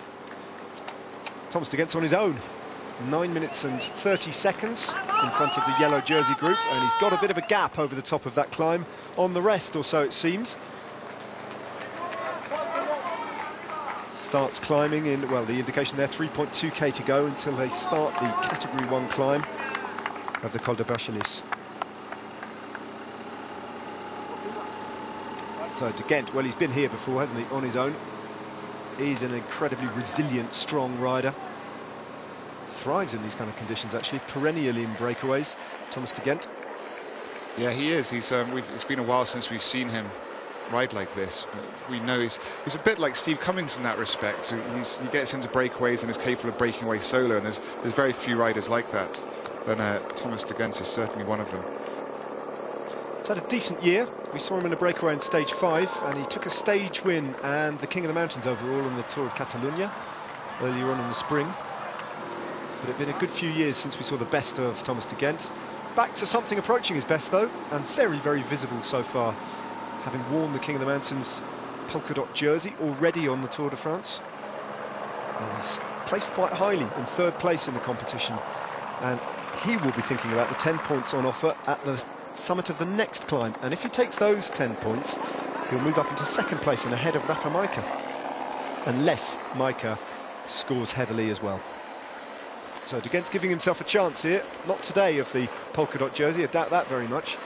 He'd have to do something astonishing on the final climb of the day at Arcalis to get that, but he's moving up the rankings and will feature, I'm sure, as the weeks progress and tick down. We're beginning to see what appears to me a stronger Mikel Landa. This whole first week we had quite high expectations of him, considering the results he'd had last year and the reason he was recruited by Team Sky, and he has been probably the weakest out of their climbers, and yet now they put him onto the first. Every time when Kirienka, Lucro and Stannard are dropped, that's when Mikel Landa takes over, and he's starting to look more and more control when he takes over and does more and more damage. So I'm wondering if he's almost, for a rider of his abilities, it might be actually riding into form. We might see him get stronger and stronger as the race goes on. Chris Froome's got some Colombian fans for company there. Don't they read the newspapers or watch the telly? Oh, that yellow t-shirt was almost, yeah, and then you can see why. That's so frustrating. That guy just tripped over and takes one of the riders down. That's so much work that's been put into being at this race and getting through this week to then have some fan trip you over. And so I can understand completely why Chris Froome flared out slightly against the fan yesterday, because it's great to have people so close, but not when they're putting your profession at risk. It's actually not the first time we've seen that from Chris Froome. He does come across so meek and mild-mannered when he's interviewed, but we know what kind of racer he is, but he's also a ferocious competitor, isn't he? And as you say, nothing will stand in his way. No, I don't think so. I think we saw that yesterday. It's to race down a descent and seize an opportunity like that and then execute it so well. It was quite a display. Astana have their men close to the yellow jersey, and Vincenzo Nibali is seriously working for Fabio Aru today. That was something we weren't sure we were going to see, but the early indications is that Nibali has got his domestique's head on today, and he's not going to be adventuring up the road. He's simply going to be trying to launch Fabio Aru, who did attack yesterday, and looks like he's in much better form than he was on the Dauphiné. I agree. I mean, he's looking good. As I noticed on the earlier climbs, his pedalling, it looks like the Vincenzo Nibali that we recognise at his best. And for sure, it's going to be day on, day off. But the fact he's sitting at the front at this point in the stage, at this point in the race, looking after his now leader, Aru, I think we have a Nibali who's still capable of doing things in this race. And Aru's form, how would you assess that? Aru seems good. I mean, again, he's been a bit like Rodriguez, and invisible not there. Here we have Tom Dumoulin, surrounded by two riders. It's again, there were high expectations of him in this race, considered after his fantastic ride at the Vuelta last year. But he's well, Dumoulin's up the road. Actually, he's in the breakaway. It's Warren Barguil. Yeah, it's Barguil who's the team leader of Giant Alpecin, and he's going backwards. So he's not looked super strong, it has to be said, Warren Barguil, on this race so far. Dumoulin he could do with, but Dumoulin's doing his own thing up the road. The breakaway is still up the road. It's got an advantage that is beginning to come down. And they've been attacked by Thomas de Gendt, who last time we saw had a 40-second advantage with one Cat 1 climb and then the big climb up to Arcalis still to come.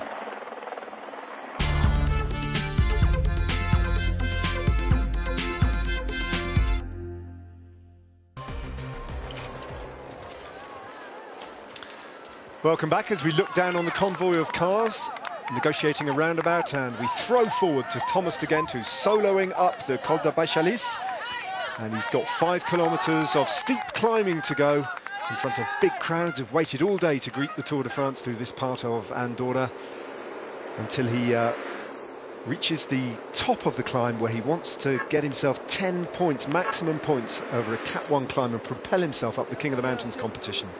Meanwhile, 9 and something minutes further back down, the GC race is heating up but hasn't exploded or anything like it. There's a slight ratcheting up of the tension, but the catch, or the possibility of a catch for the breakaway, is still not certain by any means.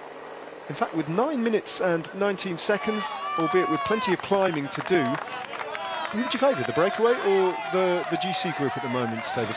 Well, it's difficult because there's different races going on. Like you said, Thomas de Gendt, his primary objective will be these points. That's one of the reasons he'll have been in this break in the first place today, because he's not letting go the classification, the mountains classification.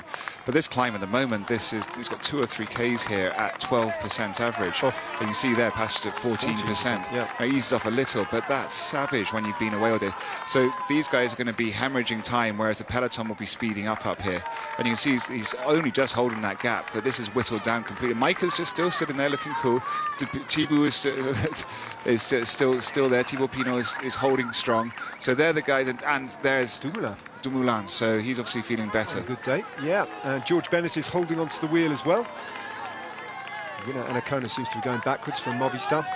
But it's not the end of his day, because if the likes of Valverde and Quintana come across to him, he'll have to go again and work for the main GC men, who are 9 minutes further down the road. De Gendt's going to get caught here. He perhaps went a bit too hard too early, and he's going to get reeled in. Then he has to recover and make sure that he's got something left to try and compete at the top. Still 4.7k of sharp climbing to go to that point, so this is a brutal Cat 1 climb. And I think that one of the problems is, because this has been such a hard day, and even when they get to the top of this climb, they've still got... Costa's going backwards, sorry, that is a surprise. Yeah. They've still got a long way to get to the finish, and this last climb is punishing. They'll come off this, and they don't have flat, it's false flat, and there Thomas de Gendt has exploded. So he's almost come to a complete standstill. So he played all his cards there. Fair play to him. Yeah. That's a typical Thomas de Gendt day out. Didn't work for him this time, but what a rider he is. He's good fun to watch, Thomas de Gendt. I first became aware of him way back in 2009 on the Tour of Britain, when he was literally an unknown, riding for Top Sport Flanders, and I think he was in breakaways in 4 consecutive days on that edition of the race, maybe even more, and he won himself the King of the Mountains and the sprints competition, and albeit on the Tour of Britain, but then that propelled him onto really big things on the World Tour stage, most notably 3rd place in the Giro in 2012 after his attack on the Stelvio. And his achievements in Paris-Nice as well, David. Yeah, that was where we really first saw him on the global stage, if you like, the global cycling stage, was when he won one of the stages in the 2011 Paris-Nice. And I remember he'd been around, he'd been one of those riders, like you said, been very attacking, constantly in breaks. And that day he won quite convincingly, and in the post-race interview he was asked how have you made this transformation? And he said, in his inimitable style, I stopped eating sausages this winter. And that became a bit of a joke in the peloton, that we must all stop eating sausages. And did you? I'd already eaten them anyway, so I wish it was that easy. Kittle's still there, so that's a great ride from... It is. But it'll be interesting to see now, because this is a hard climb and it's been a very hard day, whether any of the GC teams will try and put Sky under pressure. Sky, no doubt, we'll try 6.5 Ks of what is a hard climb, and then they've still got the super category climb after that. So this is going to be, we're going to get a good gauge of what's going to happen on the final climb by how they play this tactically. Well, this is the front of the race. And Tom Dumoulin for Giant Alpecin is setting the pace. So on a really good day, the time trialist from the Netherlands already worn the Giro, the leader's jersey on the Giro d'Italia, the Maglia Rosa this year, in the Netherlands as well. And that was a special occasion for Tom Dumoulin. Huge pressure on his shoulders to deliver the leader's jersey. Actually, I misidentified that Movistar rider. That's Jesus Herrada, who's just dangling off the front of that group at the moment. Winner Anacona, who I thought had been dropped, is going much better than his Movistar teammate. Oh, it's just been cut up by a motorbike there. That won't please him too much, Herrada. Meanwhile, Barguil is cooked. It's not, sorry, another misidentification. Georg Preidler, that's in the breakaway. So, Team Giant Alpecin had Georg Preidler there. He's gone backwards from the breakaway group, though. Barguil, last time we saw it, was being dropped by this group, and Team Sky are still setting the place of the yellow jersey group. Well, Mikel Landa still riding strong, so and we can see the stress of that group as guys being dropped, so we can see how strong Mikel Landa is currently. They're climbing now the penultimate climb of the day, and it's doing damage to Julien Alaphilippe, but he's not alone in that respect. We're going to have to take a short break, and then we'll be back.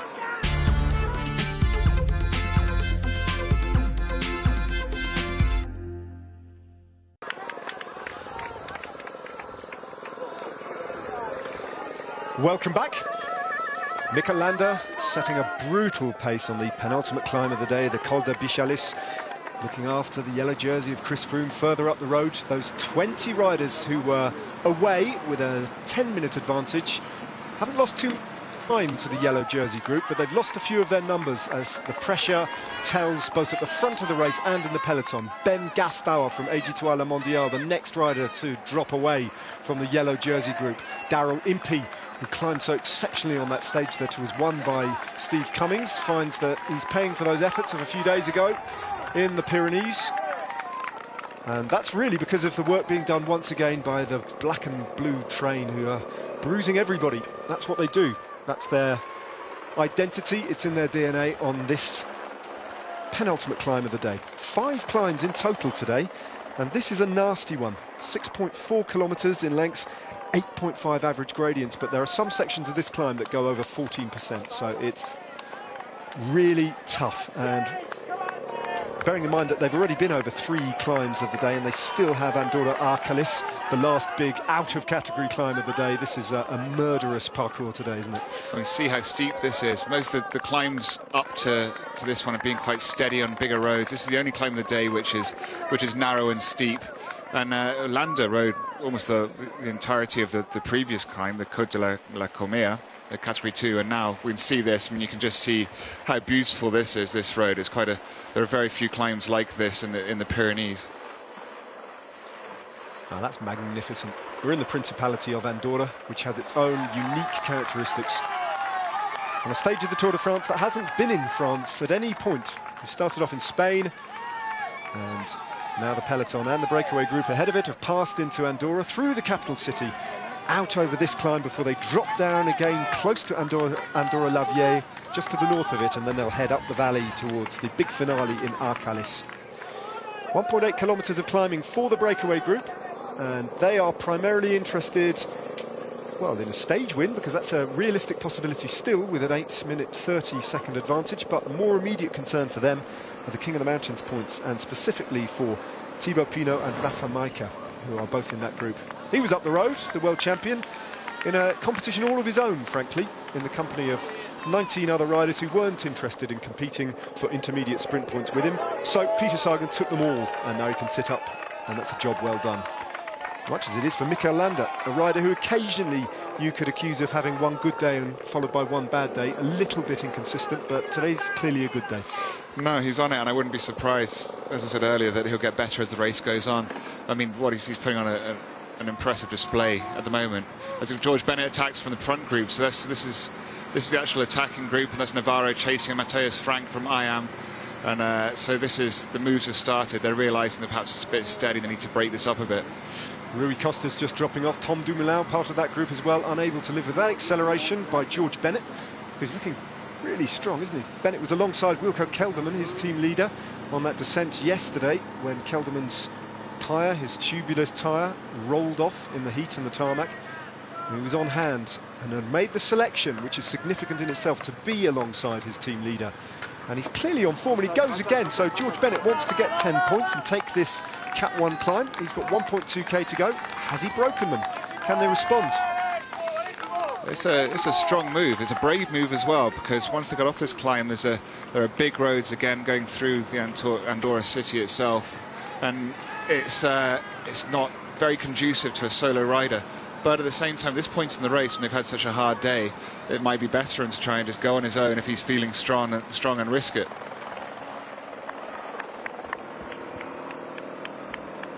It's been fascinating watching this breakaway all day, actually. The way that they've jostled for position in the King of the Mountains tussle, primarily going on between Rafa Majka and Thibaut Pinot. Two big names trying to get the polka dot jersey and wear it in Paris. What a long way away that prospect is, with the Alps still to come. Never mind Mont Ventoux. Thursday we got Mont Ventoux. This isn't going to help the break. It's not going to help the break's chances of making it to the finish. I mean, you see George Bennett having a conversation there with Diego Rosa. Yeah. Diego Rosa, and he's probably a bit annoyed, Diego Rosa, saying, what are you doing? Let's just keep this together for as long as we can, because we'll stand more chance of making it to finish if we can maintain the harmony and work together as a team until we get close to the finish line, when we can actually start racing as individuals. And George Bennett obviously doesn't agree, as often happens. That's a bike race, isn't it? And if he's decided that's where his personal finish line is, then that's up to him. No, of course, and that's his tactic, and perhaps he feels that the break isn't working with the harmony he thinks required, so maybe he wants to just break it up a bit, split it up, get the riders who are interested in really going for the stage win and get them working together at a higher rate. We can see it's coming down. This is all Mikel Landa. He's been riding on the front on his own now for a good few Ks, and if he can make it to the top of his climb, that would be very impressive. Rui Costa from Lampre Merida, former winner of stages on the Tour de France. Don't forget, Rui Costa, former world champion, and one of those riders who seizes his opportunity and normally delivers as well. And once again, Bennett goes. Just swerving behind a parked car there, and there's a reaction again from Diego Rosa trying to close the gap. So there's a bit of fire between these two. Obviously not quite to each other's liking at the moment, and Bennett just wants these points. Pinot's reacting really well, though. There were indications that he was starting to struggle a little, but he's looking strong on this climb, and he's perfectly placed now to come over the top of Rosa if he's got the legs to deliver the points. Pinot could stretch out his lead to Rafa Majka in the polka dot jersey, who is gapped a little bit and trying hard to get back on terms. Pinot's precisely where he wants to be right now, though. Can he get round Diego Rosa, or are the points going to go to the Astana man? Majka's moving up. He has to try and get across this and score as many points. It's a little bit far back to be challenging Pinot, unless he is feeling very strong and is just playing a cautious, tactical game. But you'd think Thibaut Pinot is really showing that how much he wants this and what the primary objective this has become for him within the race. That muscular uphill sprinting style of Pinot, thrashing his bike from side to side. Rosa's style much more restrained. 200 metres to go. Slightly flatter section here, but still 200 metres on a climb like this can feel like an eternity. Don't forget, it's a fourth climb of the day.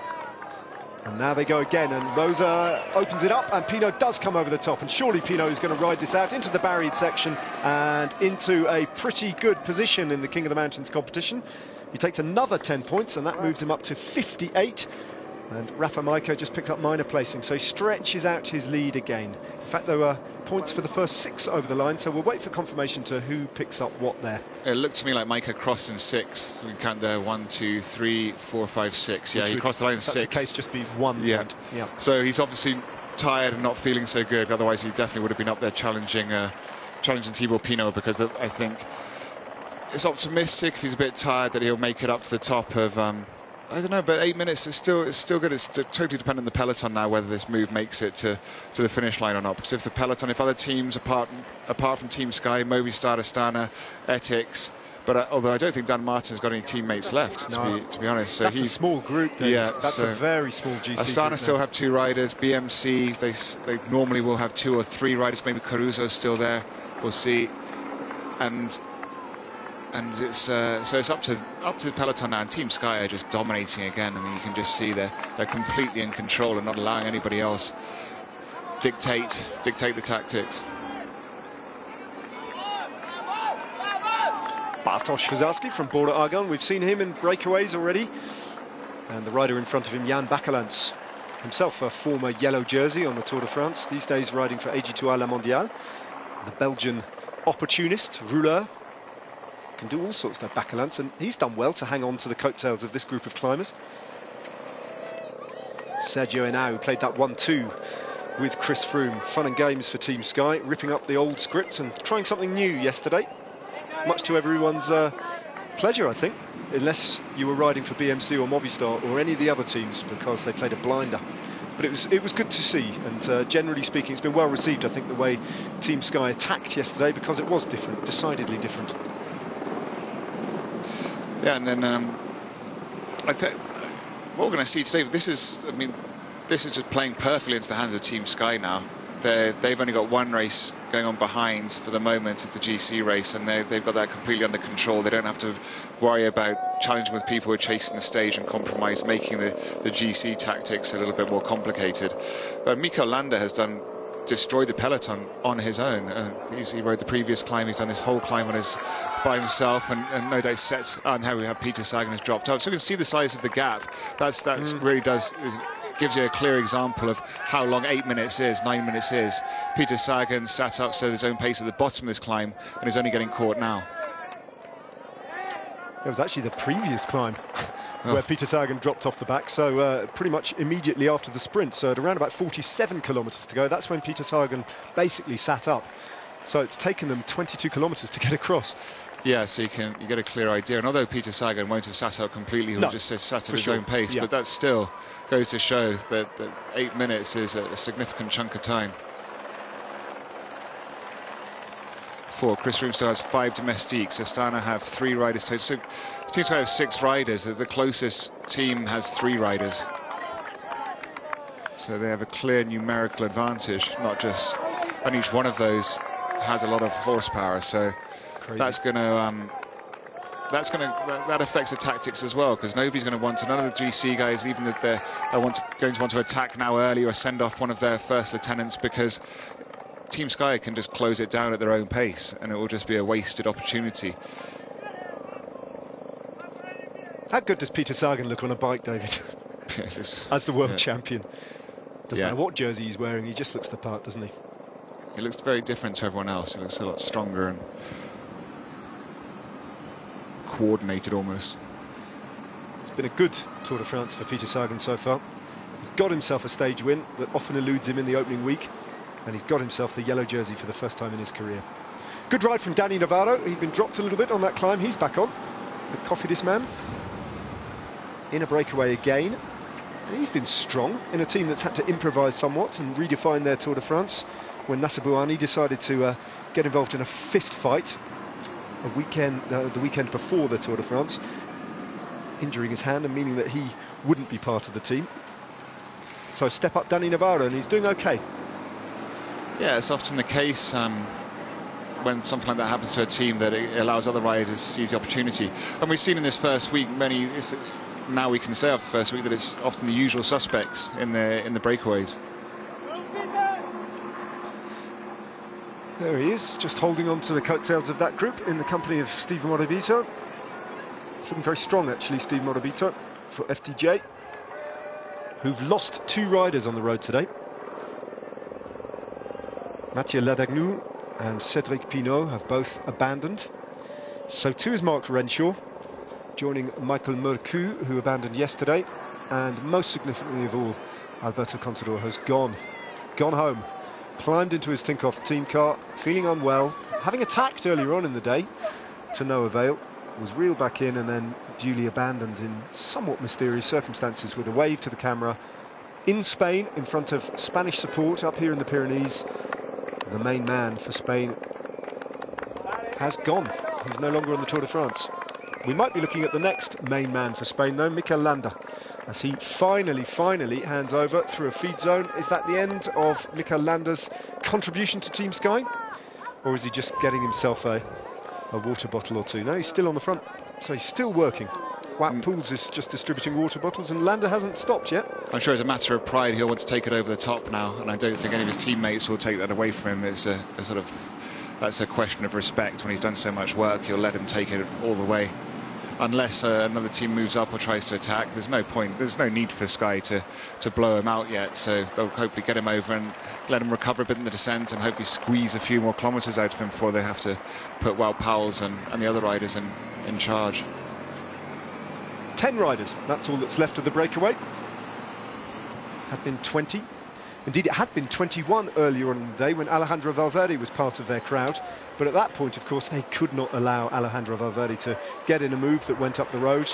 So Team Sky worked very hard in the early stage to bring that breakaway back to something under a minute, and eventually the message got through to Valverde that was going nowhere, and he sat up and he's back in the yellow jersey group alongside Nairo Quintana. And you can see Mikel Landa after the first time starting to grimace, so he's digging deep now to try and get this group, get himself over the summit.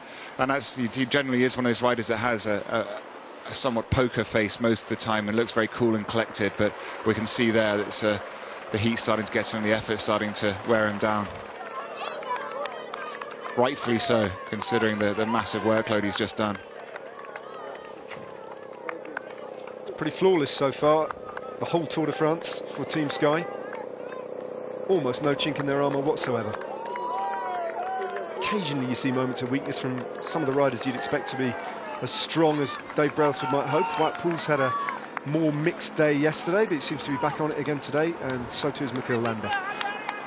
And hats off to Peter Sagan here, but just hanging on here this last K&a-half, so he'll have wound it, rested a bit, knowing this group was coming, and he's paced it so he could get as far as close he could to the summit now and tag onto this group, because then once he comes down, he'll be able to sit on it and go through Andorra, because it's all forced flat raising for about 10-15 Ks, and then he'll sit up when they hit the bottom of the climb.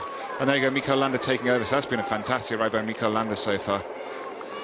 And here we have Peter Sagan now. This all works out better for him, because it means that when he gets the final climb, he'll get even. He can just sit up and really almost walk up it if he liked, and it gives him a real good chance to recover. Whereas if he dropped back even further back, he'd find himself in a group that was having to chase harder. So by hanging on longer, it gets easier. They're going to fly down this descent. Just one more climb remaining, but it's the big one up to Arcalis, 10.1 kilometres. That's the big one and the big finale.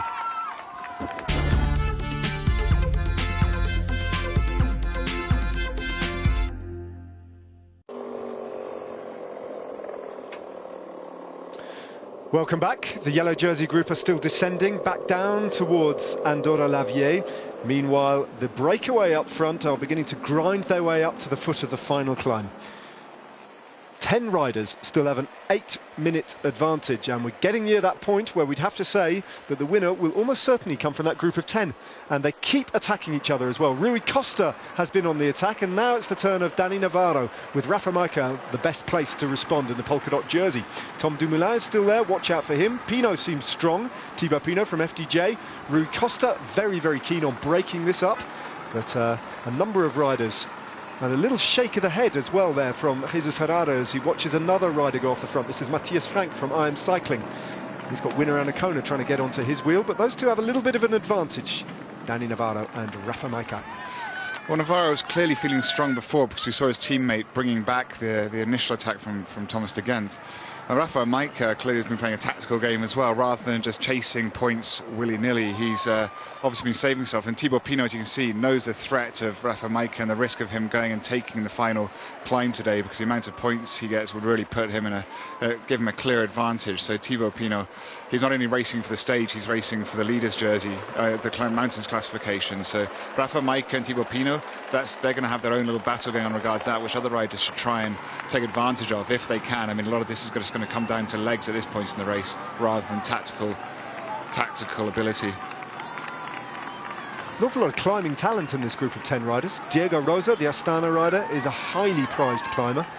Domestique duties normally for him, for either Fabio Aru or most likely Vincenzo Nibali. He can climb.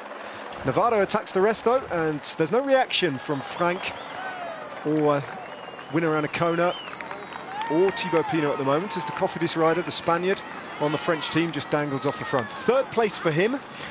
on stage 7 at Lac de Péole. Won by Steve Cummings, of course, but a really good ride from him on that occasion. Out-sprinted on the line by Daryl Impey, but that was a good ride. In third place, well, he'll be inspired by that. And he's up the road, and they're letting him go for the time being. Dumoulin has moved to the front line. And this is where it really starts to climb in a few more Ks, but although it's falls flat, it's sort of ramping the whole time here. It's up and then flat, then up and then flat, and it doesn't stop like that for a good few Ks. And so it's a good moment to try and get that gap, especially in that group where you can see they're jumping after each other. There's a lot of games being played. If you can get that gap, it's worth just committing for a few Ks and trying to sustain it before you hit the climb, if you've got the legs to do that, and let everyone else play and do the stop starting behind. Jürgen van den Broek in the group of favourites is losing contact a little bit with the back of that race. He sits at 2 minutes down in the general classification, 17th place. So far it hasn't been a truly inspirational Tour de France for Katusha's backup GC man. Hasn't been half bad at all, though, for their main leader, Joaquim Rodriguez. Oh, Tom Dumoulin goes straight by Navarro with Thibaut Pinot on his wheel, Matthias Frank following. Rui Costa regrouped a bit from that previous attack. Majka, again, he's just sitting there. It's difficult to say whether he's struggling or he's just playing a clever game, but I think at this point there's going to be not much difference between them. There'll be one rider that stands out in that group, and we'll know soon enough when they hit the early slopes of the final mountain. Mikel Landa still on the front for Team Sky with Wout Poels there, Geraint Thomas and Sergio Henao looking after the yellow jersey of Chris Froome, with Nairo Quintana, as he always seems to be, on the wheel of Chris Froome. And it's another counter-attack by Dani Navarro as one of the Movistar pair go up the road. That's Jesus Herrada, stage winner on the Dauphiné. Different circumstances and a totally different kind of climb on that occasion, but that's a strong pairing. You can see Thibaut Pinot is just getting so frustrated now, just hit his handlebars, and that's what it's like. The riders just start to get so frustrated with the stopping, starting, jumping, marking each other. You need to sit there quietly, and this is what Steve Cummings is so good at. He sits there, and that's Jerome Coppel, who we saw do the first attack from that group, if you like, that began the thinning out process, has now been caught. But with a group like this, it's Herrada, and this is the very front of the race, and Navarro, who's constantly there at the front, and George Pennant, who's made it across quite convincingly. And what I was saying before about Steve Cummings, in a group like this, he lets everyone play the games for ages, just keep attacking and counter-attacking each other, sitting on, waits they're all frustrated, then chooses just one final strong attack, which is what you need to do. You just need to do it once and make sure it's effective. And at the moment, everyone's kind of keeps countering attacks. But we see Rafa Majka's been distanced now, so he's no longer with this group. So, and Diego Rosa as well, who would have thought would have been there. And there they are. There's Rui Costa as well. So that's 3 outstanding bike riders who have been distanced already on the early slopes before we've hit the climb proper. It's still quite a long way from the foot of the climb. Yeah. He's just gritting his teeth trying to hold on to Rosa's wheel. Yeah, Majka's looked good, but not super good. Occasionally he's looked a bit fragile, and he's been repeatedly out-sprinted by Thomas de Gent and Thibaut Pinot in the mountains competition. He's lost that jersey on the road today, and there's a huge incentive in the King of the Mountains competition for this group to stay away. There are double the points on offer because it's a stage finish, so that means the winner would get themselves 50 points today, which would be an absolute hammer blow in the King of the Mountains competition, and Pinot's thinking about that, and he's trying to get everybody to work together. That familiar gesture with the hand drawn in the air in the circle. Let's get together and share the work. We're not even at the foot of the climb yet, for heaven's sake. Stop attacking each other. There's over 3 kilometres to go before it ramps up. And one of the odd things as well about this finish is the mountains classification. There's a line a couple of 100 metres before the finish line. There is. So it's going to be a double finish. That's a very good point. I was a bit thrown by that when I saw it. Yeah. So it's not just, obviously, if you're solo, that's great, you're going to rack it up. But if you're something like Thibaut Pinot, you're going to have to make your decision where you go stage or mountains classification. Now, obviously, you think stage would be natural. You see on the side there, you see Peter Sagan moving up with bottles. And these are the towers, the very famous in Catalonia, the human towers. They do them up to 7 or 8 people high, I think I've seen. And often a tiny little child will climb up with a helmet on, and up to about 15 metres of height and stand on the shoulders of the final person. Nice work if you can get it. Being on the top of a tower of human bodies. A bit like the Team Sky train at the moment, with Mikel Landa at the front of it, where he has been for the last, 30, 40k? As much as that? He's put in a huge shift. So Wilco Kelderman, that's always the risk, if you like. So he's the team leader for Lotto Jumbo, and Warren Barguil's made it back on again, but he's just hanging. It's just a matter of time till he's fired out. Wilco Kilderman, because he's not got domestic, his only mountain domestic, if you like, is George Bennett, who's firing attacks up the front, racing his own race now. Wilco Kilderman is the team's GC leader, but he's having to go back and get his own bottles and own gels, etc. So that's the problem when you don't have enough domestiques for this type of racing. Are they working together? No. Dumoulin goes again. So this is, you can see that it's kind of the heads are dropping. They're just big attack, this. And that's what you have to do. You have to sit there, follow, and wait for that one move where you go. This is a big attack. He's dropped the chain into a massive gear, the Dutch time trialist, and he's off. And if someone wants to get on his wheel, they'll kind of have to do it straight away, and it's going to have to be a big effort because he's opened up a good few seconds with an immediate attack like that. That's damaging. There he goes, disappearing into the distance. Exactly, and out of all the riders that are left in this move, none of them can touch Tom Dumoulin on the flattish roads. So if he can get that gap, you can see him going away. He's a fabulous time trialist. That's a 5-second gap straight away. And they all know that. You can see now they're all working together again. It's a game theory. They realise the game's stopped. Now we'll work together as a team because we can't let Tom Dumoulin get too far, because if we do, we won't catch him. And look at him. Look at the distance already. So that's the one clear, strong attack we've seen. Now Maika's feeling not strong enough to go through. Matthias Frank has gone through, and Thibaut Pinot. Now nobody's going to go through. Thibaut Pinot will get angry again, and it will probably stop working. Well, if you're expecting Dumoulin to get to the foot of this final climb, all 10.1 kilometres of it, and then explode, think again. That's not what happens to Tom Dumoulin, by and large. He proved on the Vuelta last year that even though his frame would suggest he's a time trialist and a man who can only compete on the flat roads, he also climbs, on occasion, with the very best in the world. So Dumoulin is a real threat, and that was a huge attack, and you can see by the body language in those left behind in his wake that they don't know how to counter it at the moment, and none of them want to take the responsibility of closing that gap to Dumoulin, because to do it would almost be suicidal for your own chances should you manage to get across to Dumoulin. No, and Movistar, who have two riders in there, they need to talk to each other and decide. They need to say, well, how are you feeling? Are you feeling good? One of them needs to just make a commitment to it, and then the other one has to work for him and try and close this gap as much as possible while it's in this false flat section of the climb before it goes up hard, because that's where Tom Dumoulin can make the biggest difference. But once it gets to the steepest section, he'll be fairly equally matched with the climbers, but at the moment this is his terrain, as you can see, slipping into his aero position again. That's now, what the climb looks. Yeah. Sorry, that's what the climb looks like. And look at that figure at the top, 2,240 metres. That's serious altitude, and that does affect the climbers. If you're not used to altitude, in the closing, 2-3k, that's when it really starts to hurt. Yeah, the moment they're over 1,800 metres, they'll start to feel it. And you don't feel much. It's just a subtle loss of power. But after a day like this, it's like somebody's put diesel in a petrol engine. You just start to shut down, and so it's turned into slow motion racing. If like Thibaut Pinot in second position is just losing it. He's thrown a water bottle to the side, a shrug of the shoulders, and he's disgusted with the way things are working out. Now, what will this produce? Rui Costa's decided he's got to go. It is a high-risk policy, and George Bennett has done really well to read that move by Rui Costa and get on his wheel. The right thing to do. Costa's doing all the work, and Costa is now committed to dragging the rest of the race over to Tom Dumoulin. It's a big ask, though. Well, if there's one thing Rui Costa won't do, it's drag people. Well, he's one of the most wily cats in professional cycling.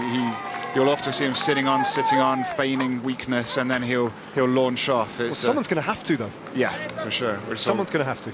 Just saw Rod Ellingworth of Team Sky on the side of the road there. What was Rod doing there? I'm not sure. Picnic? Actually, I think the buses are parked quite near the bottom of the climb.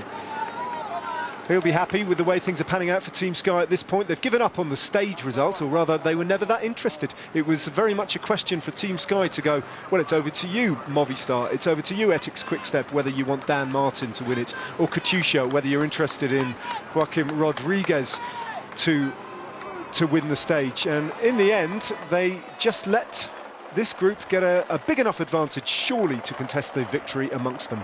8 minutes and 48 seconds. That is a big advantage, especially for a group as talented as those 10 riders are. Some serious climbing firepowers. Nicolas Ede is the next rider from an original breakaway group. A late replacement for Nasser Bouhanni in the Cofidis squad. A good day out in the breakaway for him, and he's still got a teammate up the road in Danny Navarro. Look at Dumoulin though, in full time trial mode. Dumoulin will be onto the climb. He has a big advantage that he opened up with one explosive acceleration. Let's look back down the road at the rest of that breakaway group, and it's almost an impossible bridge to gap, and that's the reason why. You saw a glimpse of Rui Costa, who'd accelerated to try and get across to Dumoulin, but one rider can't do it on their own, and if they're going to get across to the Dutchman, they're going to have to work as a team time trial against an individual time trial. But what an individual time trialist it is. Nicolas Edet, who was in a 20-man breakaway group, kisses the medallion and blesses his good luck and his good fortune to be picked for the Tour de France as a replacement for Bouhanni, and he's enjoyed, by the looks of him, his day out in the breakaway, and there he is. He's taken his place in that group of favourites, where all the big names are still there. And Mikel Landa is still riding on the front, so this is working out perfectly for Team Sky, because the longer they can use him for, the more they can save the rest of their arsenal of weaponry, which is incomparable to any other team, as we saw yesterday.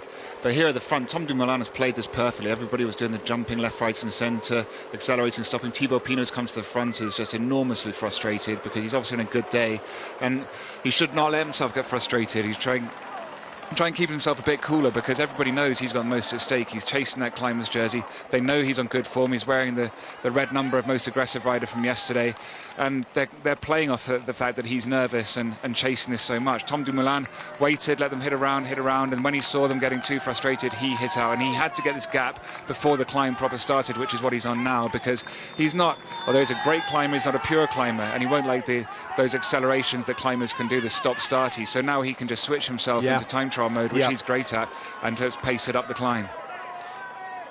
That's a very good point. Tom Dumoulin is best in some ways when he's on his own, and that's just what he is now. Yes, last year at the Vuelta a España, we really did see him become another rider. Rui Costa goes again. So as you see, Rui Costa never really contributes to the chase. He lets it. Thibaut Pinot is not going to let him go. He's not letting anybody go, Thibaut Pinot now. Matthias Frank from IM Cycling coming up, Navarro sitting there. George Bennett, Rafael Majka is just hanging on for dear life. And now the gap's over a minute, as you can see the giant Alpecin car of Tom Dumoulin move up and move past. So that will demoralise this group even more and frustrate Thibaut Pinot no end. Yeah, Pinot is beside himself at the moment. But it's a good day for Thibaut Pinot. He's wrestled the virtual lead of the King of the Mountains jersey from Rafa Majka, and he probably wouldn't have expected to be in this position here on the Arcalis climb without the peloton breathing down his neck, and they're not at the moment. They've allowed this group to go. So it's been a good day. He just needs to get his head together, Thibaut Pinot, and try and think about how to get this move heading in the right direction. Tony Galopin from Lotto Soudal was up the road, and he is swept up, the next rider. So one by one, they're all being reeled in, except for the 10 who are still out front. And Pinot and Rui Costa are sharing the work. We don't know in terms of seconds. We haven't seen just what the advantage is over these two riders who are chasing across to Dumoulin, but it's big on the road. Last time we saw the helicopter shot, Dumoulin was virtually out of sight. And this is the moment now for Thibaut Pinot to go. And as you can see, Rui Costa is not going to help him. He knows how much Thibaut Pinot wants this. But Thibaut Pinot should also realise that Rui Costa, this is one of his usual tactics. He won't contribute, and he'll sit on, and then come by at the death for the actual win. And you can see it's been raining here, so this will be amazing relief for the riders. Oh! And now looks like a fan's being hit. And well, George Bennett has collided with a spectator, and the spectator temporarily, I hope they're all right, was knocked to the ground, and Bennett, mercifully, is OK too. But, well, we saw an incident yesterday, didn't we, with the fans, and there's no great throng of fans here, so that was an unnecessary incident. I hope everyone is all right. Rafa Majka still in this race, and so too is Bennett. Let's see what happens here. There is George Bennett in the yellow jersey, and the spectator was stepping out into the road and not looking at where the riders were coming from. And there's not much that Bennett can do about that. If people aren't going to look to see where the race is, then they shouldn't be watching the Tour de France by the side of the road. Having said that, I hope they're all right. Yeah, I think I saw them moving, but still, it was a big impact. And you can see it was a big impact as it hardly affected George Bennett. So he was had the inertia, and that all got taken out on the spectator. But this is, I'm sure Team Sky can't believe their luck. They're if you told them before today that they'd be hitting the final climb, or any time, here you see a slow motion. So George with the yellow jersey, bang. Oh, yeah, his shoulder just completely just that knocked extra him down. step that the spectator took out into the road without looking, and that was exactly how that happened. Yeah. They got up okay, so we think they're okay. Yeah, so George Bennett was on his racing line then, so I think that's sort of... Well, that's what the road's for. That's what the road of the... That's why the Dumoulin move was so clever, if you like. It's up to 50 seconds now, and it's gone, holding isn't it? I mean, well, no, it's a long climb. You can't say that. The problem is now, and this climb is at this point in the race, everyone's so tired. You see Thibaut Pinot doing a little subtle acceleration there. It's hard, but at the top it gets quite affected by wind, which means that riders will sit on and somebody won't drive it as hard as they might have done, because if somebody's on your wheel, you know they're getting a free ride.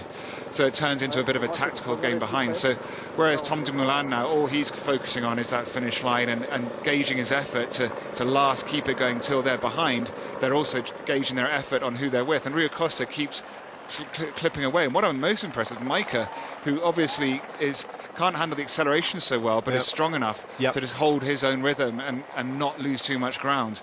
Thibaut Pinot, on the other hand, is very strong, but doing too much, and the rest of this move are basing all their actions on him. Tom Dumoulin has never won a stage in his young Tour de France career, off the Tour de France, but Rui Costa, the man is chasing him, has won stages 3 times. So it's slightly unknown territory for Tom Dumoulin here. And once again, it's Thibaut Pinot who's chasing, just sitting on the front now. It's so Maika is going to let him do that. Maika is riding quite a clever stage as well. He knows he's not strong enough to be the protagonist, if you like, but he's definitely capable of riding an intelligent game and not losing out completely. And we never know, because Thibaut Pinot and the other riders are stressing so much and making so much moves. Eventually that might benefit Maika, who'll be able to come by them near the finish. And Landa still pushing away, so that leaves Team Sky, once Landa pulls off, which he will do no doubt before long, still with 4 riders to take Chris Froome to the line. Adam Yates in the white jersey is still there, and that's quite a big group. A few riders have joined, and some of those have actually been going backwards. They've been in the original breakaway. I saw Jérôme Coppel, who's able to just sit on the back of this group, which would indicate that the pace isn't explosive just yet. But then again, they're not on the foot of the official climb. It's an uphill section of road, but they're not officially climbing just yet, and it won't be for a couple of minutes yet. Well, I'm sure at the moment they hit that 10 Ks to go, that's well, where Landa will pull off. Could you set yourself micro goals when you're in a position? He'll have said before, I'll get to the top of that first climb, then the next one, and then got over that, and now I'll take you guys to the bottom of the final climb, then I'll pull off. So you do actually give yourself little sections which you aim towards, and each time you get to it, you go to the next one. So Diego Rosa, I think, so these are the remnants of the break, I believe. We're not getting indication of which camera this is. In the meantime, Tom Dumoulin still forging ahead, with his team car still there, indicating that he's not lost so much time, because they'll pull that out the moment that break approaches, let's say less than 45, 30 seconds. I think they give a slight bit of discretion on a climb, whereas normally it's a strict 1 minute rule.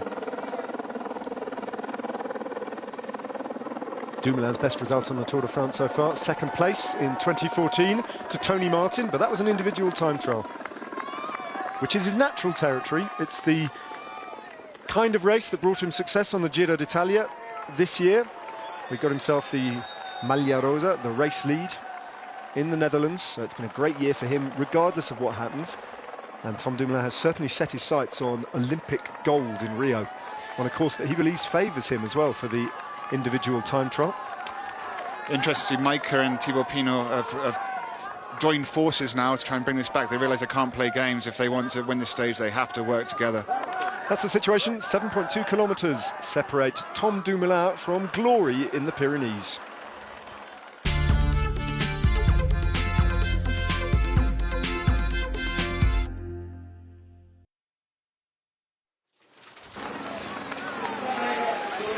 You are not watching live pictures from Wimbledon. This is the finish line here at Andorra Arcalis. What started off in glorious blue sunshine has changed on a sixpence. Clouds have rolled in and it is a hailstorm battering this race. Meanwhile, Wilco Kelderman in the group of favourites is the next rider just to lose a little bit of contact. And Frank Schleck there, just being distanced well. Pierre Rolland in front, just the Cannondale Drapac rider, just hanging on last man. And there we have, I think that's a Sky rider pulled out. It's Wout Poels who's finished his job now, so Chris Froome's only got 3 riders left. And he's going to use them up as well.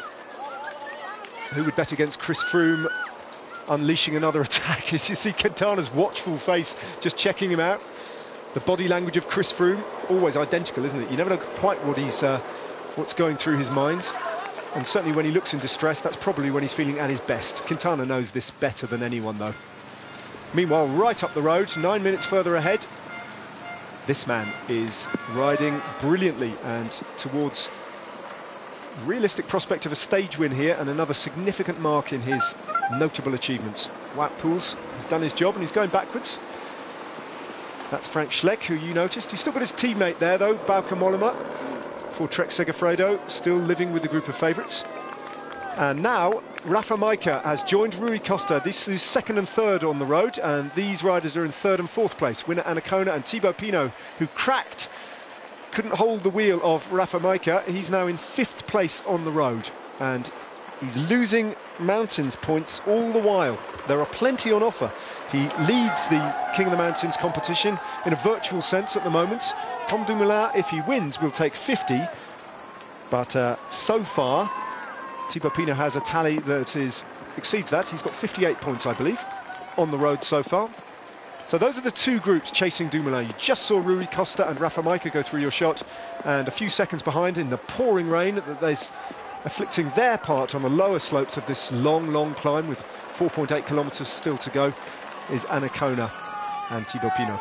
I'm sure at this point in the race, some at 5 kilometres to go, so the race is really on. And this really is the worst case scenario for Tom Dumoulin, because instead of having a break that's playing around with each other, playing games, now you've got two little pairs of essentially team times where they're working together as units now, the Movistar rider and the Française des Jeux FDJ rider, and they're chasing the two in front are chasing Tom Dumoulin, and it turns into they've each got something really clearly to chase. All Tom Dumoulin's got to chase is the finish line and his will. He knows they're coming, but he's got to gauge it just right, whereas behind they'll be chasing hard to catch the guy they can see in front. So over to you, Mikel Landa, Geraint Thomas and Sergio Henao. The storm are definitely affecting the images we're getting off the race. This does happen when the clouds roll in. The signal just can't punch through the sheet of water that is descending on this final climb. It's as simple as that. It's a matter of physics. It happens in big downpours like this. It's actually Mikel Nieve, then Geraint Thomas and Sergio Henao as Pierre Rolland gets distance. And in front, Bug, he's made a bit of a turnaround, yeah, considering really the suffering he was in before. It looked like he was gone. He even gave a signal to the camera that it was all over. And he's found his second win, which appears what happened to Rafa Majka as well, because he was not looking good at the bottom of the climb, and then has made it back and is looking stronger than anybody. Adam Yates there, third from last in the white jersey, who again is doing a fantastic ride, keeping himself there in GC. Can't quite think Dan Martin's further up there, and there's Rodriguez right next to Adam Yates. So we had down before, if the stage was going to go differently, as Rodriguez and Martin as being two of the favourites for the day, but neither of them committed their team to chasing this. And here we have Tom Dumoulin right at the sharp end of the race, holding a respectable gap still. He'll be able to see if he looks up now, which the kilometre to go, because it's a series of switchbacks up to 1 kilometre to go, at which point he'll turn around and he'll be on the draggy uphill finish straight. Rui Costa and Rafa Majka are working well together. They look like they're taking equal turns as they come out of a little stretch of tunnel. And pretty soon they'll be heading into 4 kilometres to go. That's where Tom Dumoulin will turn left-handed, and he glances down now and he'll see them. They're just about 200-300 metres further down the road, I think, at that point. Maybe even less.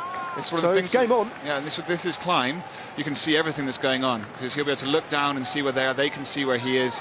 So even Thibaut Pinot will be able to monitor what's going on. So now they're all it's going to be clear through all the rain. It'll be clear as day, the situation of the race. It's a mountain time trial for Tom Dumoulin before we even have a mountain time trial. He's all on his own, this big man from the Netherlands, and I think his advantage might be coming down slightly. At one point, before they got themselves into two little groups and into a bit of organised chasing, he did have an advantage that was almost as high as a minute, but that's no longer the case. Rui Costa, who doesn't always cooperate to the best of everyone's taste and liking, is working well at this stage with Rafa Majka. He's on the front now. No, he knows Rui Costa, who normally you would expect, and that's Mikko Niebegård. Yeah. So they're using up their domestiques, and it goes to show just the massive amount of work that Mikko Landa did. Yeah, the rain continues to batter down. That's why that picture just froze. And look at the conditions through which Tom Dumoulin is racing right now. It's night time almost here, in the middle of the afternoon, or early evening, I should say, in Arcalis. Absolutely belting down on the roads. It's only good that they're going uphill rather than down, otherwise this would be treacherous. And yet again, someone decides, well, I mean... Stupid are these people. Stupid is one word. There are plenty of others I can think of as well. Suit would indicate that. Yeah. But for the ride, I have to say, though the weather looks atrocious, this is probably a bit of a godsend for them, because it was so hot for most of the stage. And here goes Sergio, now he's done it again. So exactly the same ploy, and it's Dan Martin who reacts to this move that we saw yesterday from Sergio Henao. Henao is still well placed in the general classification, and certainly was yesterday. And Chris Froome is looking at his teammate go up the road, but Martin looks incredibly strong. Has he done the right thing there to follow that move? Yeah, I think so. I mean, you can't hesitate at this point in the race. Interestingly, Valverde, who's been the first to react to that sort of attack in the past, is hanging on at the back. Geraint Thomas is being distanced, which means that Chris Froome is now just down to him and Sergio Henao. So they're playing similar tactics to what they did yesterday and to what they did at Dauphiné. Instead of just driving the train, they're going to force people to race and jump each other, and then let them use up their energies chasing down Sergio Henao, and then Chris Froome will make his move if he decides that he can and it's required. Those are hailstones right in our commentary position. It's battering on our roof now. You might even be able to pick it up from time to time on our microphones. You can see them bouncing off the handlebars of the Colombian Sergio Henao, who's still off the front, and who's trying to chase him down at the moment. The yellow jersey's gone to the front, which would indicate that nobody's made a move to try and get across to Henao. Well, there's only one rider now who's a domestic who could do that, and that's Richie Porte. So Richie Porte is, we just saw him closing down before it was Nairo Quintana, who was on Chris Froome's wheel. And so now we've got a situation where Sergio Henao is calling their bluff, and what will probably happen is that Chris Froome will jump across if he's feeling that strong, and then Sergio Henao will turn into domestique again. And Richie Porte is going after him, so this is what BMC didn't do yesterday. That's the GC race that's developing, and that is the meteorological apocalypse into which they are racing at the Ligne d'Arrivée. So it's all unfolding here in grand style on the final of the opening flurry of the Tour de France. 9 stages ridden, and this is the first big uphill finish in the Pyrenees in chaotic circumstances. Tom Dumoulin is the lone leader. He's got a big lead over 2 men determined to try and chase him down. Both former winners of stages on the Tour de France. Rui Costa and Rafa Majka battling the conditions and battling Tom Dumoulin's brilliance, while further down the road, Froome and Porte are opening up a tremendous battle in the general classification, and this is a big move from Team Sky and from Chris Froome. The yellow jersey is on the move. Nairo Quintana onto his wheel. Porte trying to remain in contact with that group. Dan Martin, the Andorran Irish rider on his home patch, is distanced straight away by a huge acceleration by Quintana and Froome. They're locked together, the 2 big men, with Porte the best of the rest at the moment.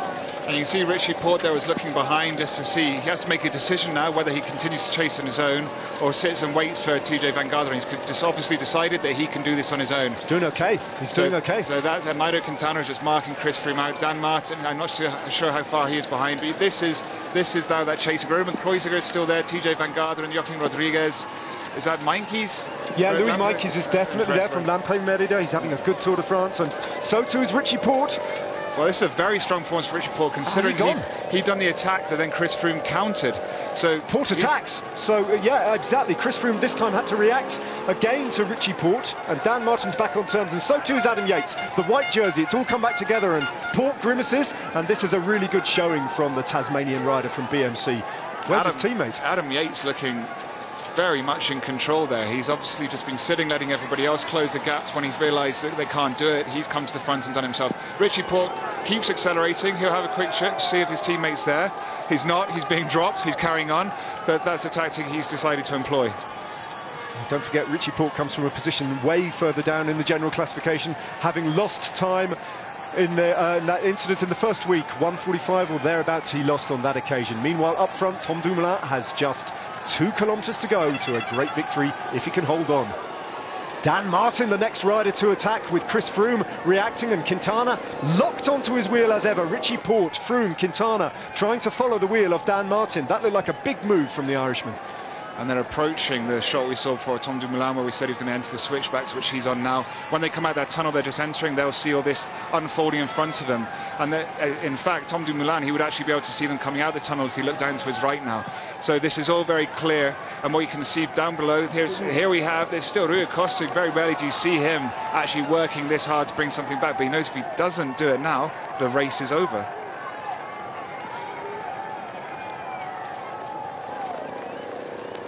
That is the big GC race. 8 minutes further down the road from where Tom Dumoulin is trying to ride to a stage win and being chased by Rafa Majka and by Rui Costa. And Dan Martin at the moment is animating it, but he's not the only man to have set the pace. There was a big attack from Sergio Henao to kick things off, and that was the trigger for all these counter-attacks. Chris Froome's been on the attack, Dan Martin, and so too has Richie Porte. Adam Yates just chasing back on again. He's got Rodriguez on his wheel and Bauke Mollema there. Romain Bardet's made it across to Richie Porte. So that's the first time we see Dan Martin keeps forcing the pace. And I don't think there's anybody in this group apart from Rodriguez who knows his climb as well. So he'll know exactly why and when to accelerate. They've got about 4.5 kilometres of racing left. Tom Dumoulin has 1.6, looking for the stage win. Richie Porte now looks over to see Dan Martin, who is holding nothing back, but he can't do anything to crack the yellow jersey of Chris Froome. That's his ambition. The stage win has gone up the road. For Dan Martin, this is a real GC race. He started the day 17 seconds down on the yellow jersey, and that's what he wants to do. He wants to get close or even take the jersey if he can crack Froome, but that is a big ask as Adam Yates battles onto that group and makes that big selection, and so too does Romain Bardet. Those two young riders riding brilliantly in here in Arculus. And they've still got, they've still got a fair way to go, these guys. Although we 4K. See 1.3k to go, they've got 4k to go, and this is going to be the hardest bit. They're hitting 1,800 meters altitude, even higher, 1,900 meters. So it's going to become an even different race. And if these riders, Aru, who we haven't seen, now we see why he's been dropped back, and it looks like Nibali's actually there working for him. So we do now know that Nibali will help him a bit. Yeah, just checking. Geraint Thomas still pushing forward, but this is interesting. So we can see Nibali, but he's helping Aru, and we said earlier he looks so strong. As Bauke Mollema now goes. Yeah, there's a big attack from the Trek Segafredo man, and it is an attack that he has to react to. Chris Froome has to close these down if he wants to hang on to the yellow jersey. Mollema is right up there in the top 10, not too far off the race lead. He's just 23 seconds down on Chris Froome's race lead. So Chris Froome, whilst he is at the moment seemingly by some distance the strongest rider in that peloton, has so many riders so close to him in the general classification that one by one they're all going to ask a question of him and attack. Meanwhile, Dumoulin is in the final kilometre and the gradient just lessens off, and I think Dumoulin is clear and riding towards his first ever stage win. That was the sign indicating 1 kilometre to take the King of the Mountains points, but a couple of hundred metres further on is the actual finish line, and only now does he pass through the Flamme Rouge. The inflatable arch that fell on Adam Yates holds up for Tom Dumoulin's passage with just 1k to go, and Dumoulin is honing in on a great result for him. It was one attack that did it, and it was brilliant. And this is going to be horrible for him now. He's over 2,100 metres. That's Richie Porte, who's looking next to Chris Froome, the strongest in this group. There are repeated attacks, and each time we don't really see much grimacing or anything. We're even seeing flashes of effort from Nairo Quintana, which is rare to see. But Richie Porte looks totally in control, and he also appears indifferent to the fact that TJ Van Garderen is struggling behind. That acceleration has done, at the moment, a little bit of damage to Adam Yates, to Romain Bardet and to Dan Martin. They're in a little group of their own, and Martin is leading them back across to that group of favourites. And once again, it's Bauke Mollema from the Netherlands and from Trek Segafredo who opens up a little advantage over Chris Froome. And once again, Chris Froome just gets himself into that rhythm and closes the gap again. But Mollema, probably the last rider we would have expected to be on the attack and attacking the yellow jersey on this climb. No, it is a great ride. As Aru is slightly off the back of this group, and there Mollema's, that's a remnant from the previous breakaway. Yeah. But what we're going to see now, and I wouldn't be surprised if Chris Froome will know that with 2Ks to go, it gets very hard, and at the altitude of 2,000 metres, over 2,000 metres at that point, there'll be big differences, and everybody's being put so much into the red now with these repeated accelerations. They're not going to be able to recover the higher they go as the air gets thinner. And Tom Dumoulin as well, he'll be suffering big time here, because not only has he just done a remarkable ride, just throws his glasses on the floor, he's going to do it. It's a fantastic ride from Tom Dumoulin. He's one of the stars of the peloton. Tom Dumoulin Every passing race that he enters, he makes his mark. He never comes away seemingly with nothing, and he's done it again on the Tour de France in the pouring rain. The man who stamped his authority on the Vuelta, wore the leader's jersey there, has worn the leader's jersey on the Giro d'Italia, has never won a stage of the Tour de France, picked his opportunity, and it was in the high mountains of the Pyrenees, and it was one big acceleration which opened up a gap and allowed a time trialist to do exactly what he does best, measure his effort and ride out a brilliant victory which he can celebrate with some comfort. All the vehicles behind you indicate that the gap is significant to Rui Costa and Rafa Majka, who are chasing across in vain to the Dutchman. He wants to win the Olympic gold medal in Rio, and in this kind of form, who would bet against it? 2 individual time trials to come. What else can he do on this Tour de France? It barely matters, because he's come here and taken a famous stage victory on stage 9 in the Pyrenees at Argelès. Richie Porte's having a much better day today, looking at his old friend Chris Froome, his training partner, drenched, and Dan Martin goes again. Martin, who's brought the rest of those contenders back to the yellow jersey, saw a little moment there where Chris Froome was looking down, and Martin does go. And this time a little gap did open up as we look at the riders in 2nd and 3rd place on the road. Rui Costa wants to hold on to 2nd place. Rafa Majka in the polka dot jersey wants to get himself 32 points if he can, as well as a famous 2nd place, or there's 40 points indeed on offer for 2nd place, but Rui Costa's going to take those mountain points. He'll take 2nd place, and Rafa Majka will take 3rd, and 32 points to move him up, I think, to a possible situation, depending on what Pinot does, in which he takes and holds on to the King of the Mountains jersey today. Meanwhile, this is a big move from Martin, and he's showing that he can be a GC rider deep into the Tour de France. And I'm sure this attack, he'll have timed it to know that he can take it all the way to the finish, because he'll know this climb so well. Richie Porte, look at him, keeps glancing behind. The rain continuing to pour down, doing nothing to diminish the enthusiasm with which the team are celebrating Tom Dumoulin's win. The rider in 4th place on the road appears to be Danny Navarro. We've lost sight for the time being of Thibaut Pinot, but Navarro is in the barriered-off section. What happened to Thibaut Pinot? We haven't seen him, and that's significant in the King of the Mountains shake-up, and there has been a big one today. Good ride in the end from Rafa Majka in the polka dot jersey, though. I think what he's done might be enough to hold on to that jersey, but it does depend on where the Frenchman is on the road. Navarro crosses the line, the next rider we see over the line. Well, I think with what Rafa Majka has proven today, and we saw it yesterday as well, he doesn't just panic for getting points here and there. He really does plan it to do the whole stage, and today it was an amazing performance, and would it be indicative and be able to continue to do that day after day. That's Winner Nakona crossing the line. I'm hesitating to call which place we're seeing these riders over the line. Well, there's the answer to our question. Pinot has clearly cracked at some point, and he will finish and pick up, I say, the minor places. There are plenty of King of the Mountains points on offer for the more minor placings over the line here, so he'll do okay. I don't know whether it'll be enough at the end of the day. We'll have to get the slide rule out and look at those calculations in the cold light of day, but it's been a good day out for Thibaut Pinot, even if he'll be a little frustrated to cross the line. Not as a winner, but in a solid top 10. I think he might have been 6th place, yeah, exactly. George Bennett, the next rider to come over the road with Diego Rosa. George Bennett, hats off to you. That is a great ride in significant company in the high mountains of the Pyrenees. The New Zealander crosses the line, I think, in 7th place with Diego Rosa just on his wheel. Good ride from the New Zealander, and so too the Astana Domestique Diego Rosa. What's happening down the road, though? TJ Van Garderen really has been distanced. So his teammate Richie Porte, who's actually further back on GC, is carrying on with his own race. In the meantime, Adam Yates still latching onto the back. So Adam Yates is with the 4. This is the top 5 riders in the Tour de France. This is remarkable. The top best climbers, perhaps not on GC as Richie Porte's further back. But Dan Martin, he's timed his attack to take it all the way to the line. He's racing his GC race now. He wants to move up and prove that he's become a Grand Tour racer. 5 of the best. Is that the selection here on the Tour de France as early as stage 9? Are we looking at these men and the composition of the podium? Well, don't forget that Richie Porte is 2 minutes and 8 seconds down in the general classification. Did Martin suffer there? Has he gone too early? And has he opened himself up to a big counter-attack from the yellow jersey? Froome's on one. He's gone again. Chris Froome, Nairo Quintana looked like he was able to react, but Martin, did he go too early, and is he going to pay for that? Yeah, I think so. I mean, it's one thing to do that in certain races, but he's latching on still, and this is very lucky, I think, for Dan Martin, because he did almost set Chris Froome up there for attack. The moment that Chris Froome sensed a little bit of weakness or slowing down from Dan Martin, he launched, but Quintana was right in the wheel. And now Richie Porte, now he's riding his own GC race. He's going to work with Chris Froome, and he's going to try and get there and try and get as much time, move himself back up into classification. Adam Yates, incredible. Yeah, this is a massive statement from Adam Yates in the white jersey.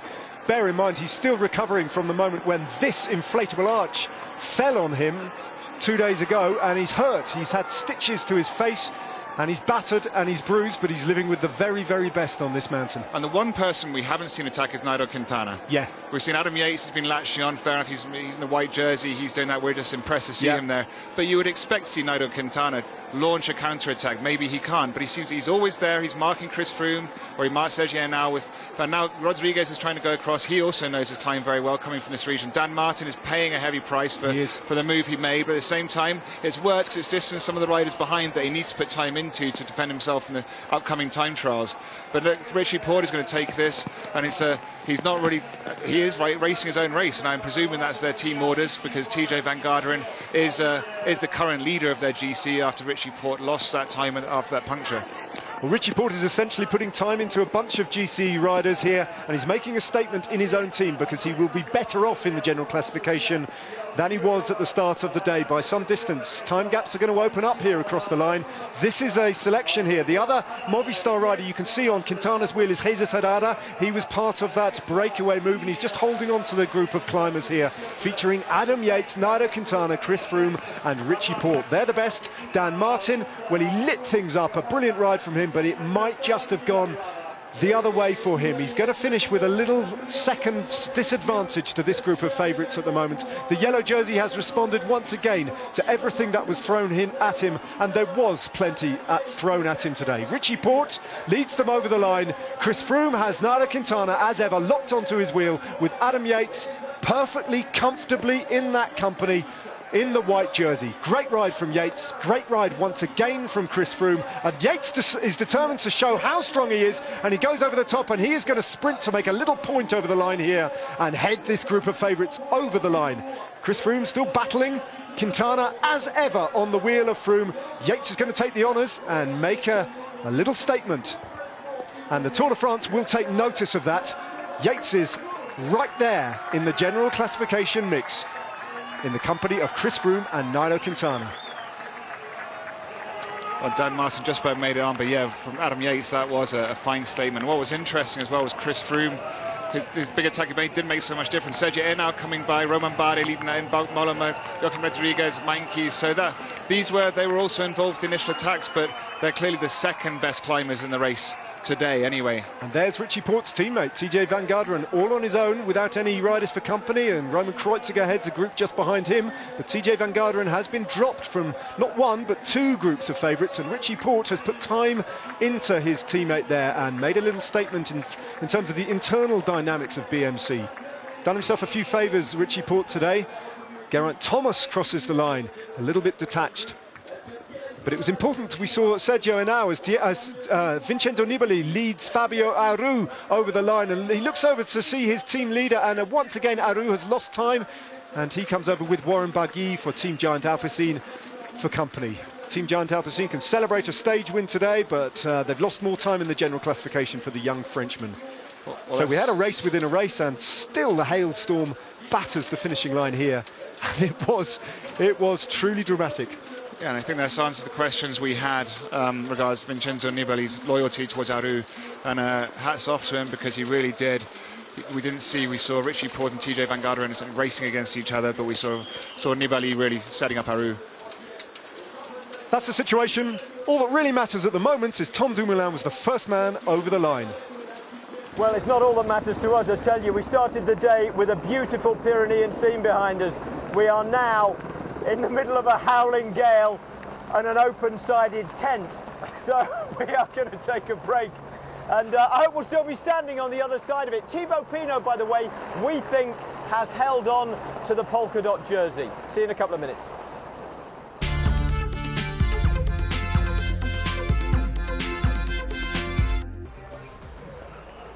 A brilliant stage win by Tom Dumoulin. He sat in the break all day, Chris. He knew what his priority was. He didn't work for those early mountain points because he knew he wanted this. No, and he timed it beautifully. The false flat at the bottom was where he went. There was a hesitation where they looked at each other. And often he's written off as being a time trialist, but this guy can climb incredibly well. And he knew he had the confidence today and stuck with it. Absolutely. Let's take a look at the stage results as they all came in dribs and drabs in the rain. Tom Dumoulin from Rui Costa, who cost Rafael Majka, I think, the polka dot jersey with his little sprint for the line. Majka third, Danny Navarro fourth, winner Anacona fifth, Thibaut Pinot sixth, which we think was enough for him to hold on, or take the polka dot jersey rather. George Bennett seventh, Diego Rosa eighth, and Matthias Frank ninth. The big news early in the day, though, was the man who didn't make it until the end of the stage, didn't make it very far at all. Look how nice the weather was. Alberto Contador bowing out of this Tour de France after crashing on stage one. Now, here is the new general classification. It's still Froome from Adam Yates at the top with that 16-second gap. Daniel Martin is third now at 19 seconds. Quintana fourth at 23 seconds. Moving up in terms of numbers, but not in terms of time. Joaquin Rodriguez lost time today. He's fifth at 37. Romain Bardet is sixth at 44 seconds. Then it's Bauke Mollema, Sergio Henao. Louis Meintjes, who's having a great Tour de France, is ninth. And Alejandro Valverde is 10th. And the rain's easing off, which is a nice thing. Chris, great stage, a little chaotic at the end there, out on the road and in here. Thibaut Pinot was frustrated, but you've got to hand it to Tom Dumoulin, who made a great move, haven't you? Yeah, I mean, it was a fantastic ride. But I mean, the problem was which camera to go to, because there was just action all over the road. He was, you know, obviously man of the day, Frenchman in a French race, but behind there was some fantastic racing. Yates going for the sprint. I mean, fantastic in the company of the best climbers in the world and one of the hardest climbs in the world. So, absolutely exciting race for us. Yeah, we'll turn back to the GC battle in a little while. Interviews might be hard to come by today because the buses are down the mountain, and in this terrible weather, riders are turning round and going straight back down. But the stage winner, of course, has to stay up here for the podium presentation. So let's hear from Tom Dumoulin. Tom, to win a stage in the Tour de France, is that a dream come true? Yes, it's a dream, and it came through, and I cannot even speak right now. I'm so tired, but it was an incredible day. It was the whole day. Yeah, it was Queen stage, really hard, and I did it. And now you've won within 1 year in the 3 big tours a stage. Yeah, it's very special. I'm of course a time trial specialist, but today I showed that I can do more, and I showed that already in the Vuelta last year, and I'm so happy. It's just incredible. Yeah, he did show it in the Vuelta last year. I mean, he was one stage away, really, from winning the Vuelta when he cracked and Fabio Aru took over. He says he's got the time trials to come, but he's a man who almost needs to decide what he wants to be, whether he wants to be a time trial specialist and a stage winner, or whether he wants to go for the whole thing. Well, today might help him make up his mind. That was a pretty tough finish to hold everybody off there, and that was a serious bit of climbing. So I think he's got to make that choice. But if I was him, I'd be looking at GC. He's not the only one. A whole field there. I mean, we expected it to be Quintana Froome, but it wasn't. You know, there's a lot of people chipping in. Richie Porte's coming back too. Absolutely.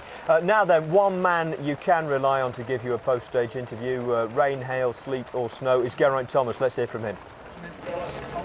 It's bad weather. It's actually quite nice, like back in Wales. Yeah, it's hard with the heat, but the rain is actually quite nice. Oh man, it's been a tough week, and it was hard to control, you know, when Valverde went up the road early on, but we stuck together well, stayed as a unit, and then it all came down to the last climb, and it wasn't quite hard enough for big gaps, I think, but I'm not too sure what happened early in the front. How brutal was it at the end, G? How brutal was the rain? Was it that bad, or was it at first a bit of a cool relief? Oh, like I said, it was nice. I liked it. It wasn't an issue at all. Another strong performance by the team, Geraint. Yeah, really good. I think we showed that strength again and really stayed as a unit, stayed calm and collected, and really, didn't panic under pressure, which was really good. And I don't know what happened at the end though. Chris finished with Adam Yates and Dan Martin. I mean, they're emerging as threats on the general classification, aren't they? Particularly Dan Martin. Yeah, for sure, they're good climbers, but you know, it's only stage 9 and a lot can happen in Grand Tours and a few time trials as well. But yeah, we're in a good position. But like you say, yeah, everyone within a couple of minutes is a threat at the moment. And Contador is out. What's your reaction to that?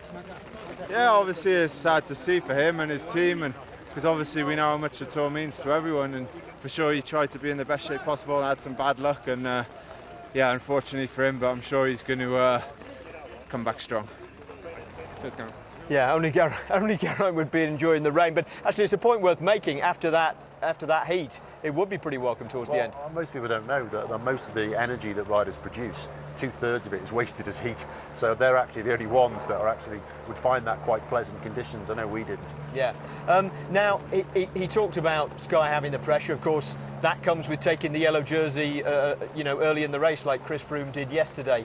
And it was from early on because Contador and Valverde went, so they had to be on guard right from the off. But I mean, they had 6 men virtually the whole way. They did, and I was watching it in the middle of the stage. Now, it was certainly not an easy day for anybody, but for them, they rode a strong tempo all day. And while they were doing it in this kind of terrain, nobody gets a free ride behind. They're all working. So it was about as good a day in some senses that they could have possibly hoped for today. I think what was most interesting is the action that we didn't see on the final climb with the favourites and the people that were getting stuck in.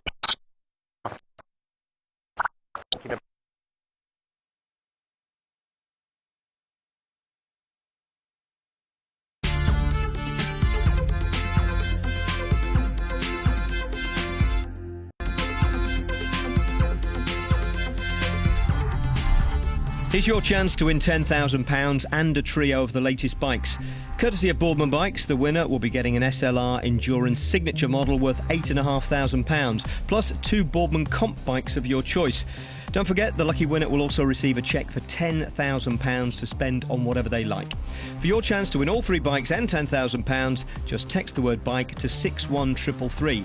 Text costs £1.50 plus 1 standard network rate message, or send your name and phone number by post to TDF 0116 PO Box 7558 Derby D10NQ. Entrance must be 18 or over. Entry by text closes at 5 p.m. on Monday the 11th of July. Best of luck with that. Now the podiums are underway as the weather worsens, so let's get over for them with Ned and David. Tom Dumoulin is now a stage winner on all 3 Grand Tours. A remarkable rider in what could be a remarkable year for him. Already he's won the opening time trial of the Giro and worn the Maglia Rosa, and now he's a stage winner on the Tour de France. His next big target, the Olympic gold medal, but before that, well, he has 2 opportunities in individual time trials on this edition of the Tour de France, and who knows what else might come his way as well. It'll be a great year for Tom Dumoulin, still just 25 years of age and working out what the future holds for him. Well, mighty smile. That was tactically brilliant and physically so strong, losing just 3 minutes to the yellow jersey group on that final climb up to Arcalis. For a rider like Tom Dumoulin, that is remarkable. And David Millett, we've seen him not in individual time trials, not just in time trials where he's already thrived on Grand Tours. We saw a mountaintop finish on the Vuelta where he jostled with Chris Froome, was actually bested by Chris Froome in the final, and then took him back. Yeah, I mean, he's one of these riders that very rarely come along. He's an excellent time trialer, who can also climb with the best on his day. I mean, today's just one of the Queen stages in the Tour de France, one of the biggest mountain days that there are in this year's race, and it's a remarkable achievement when he's also known as one of the fastest and best time trialists in the world. Talk about him as a prospect for the gold medal in the Olympic time trial. What about the road race? And what a team, by the way, the Dutch have at their disposal with Steven Kruijswijk, who could have nearly won the Giro this year.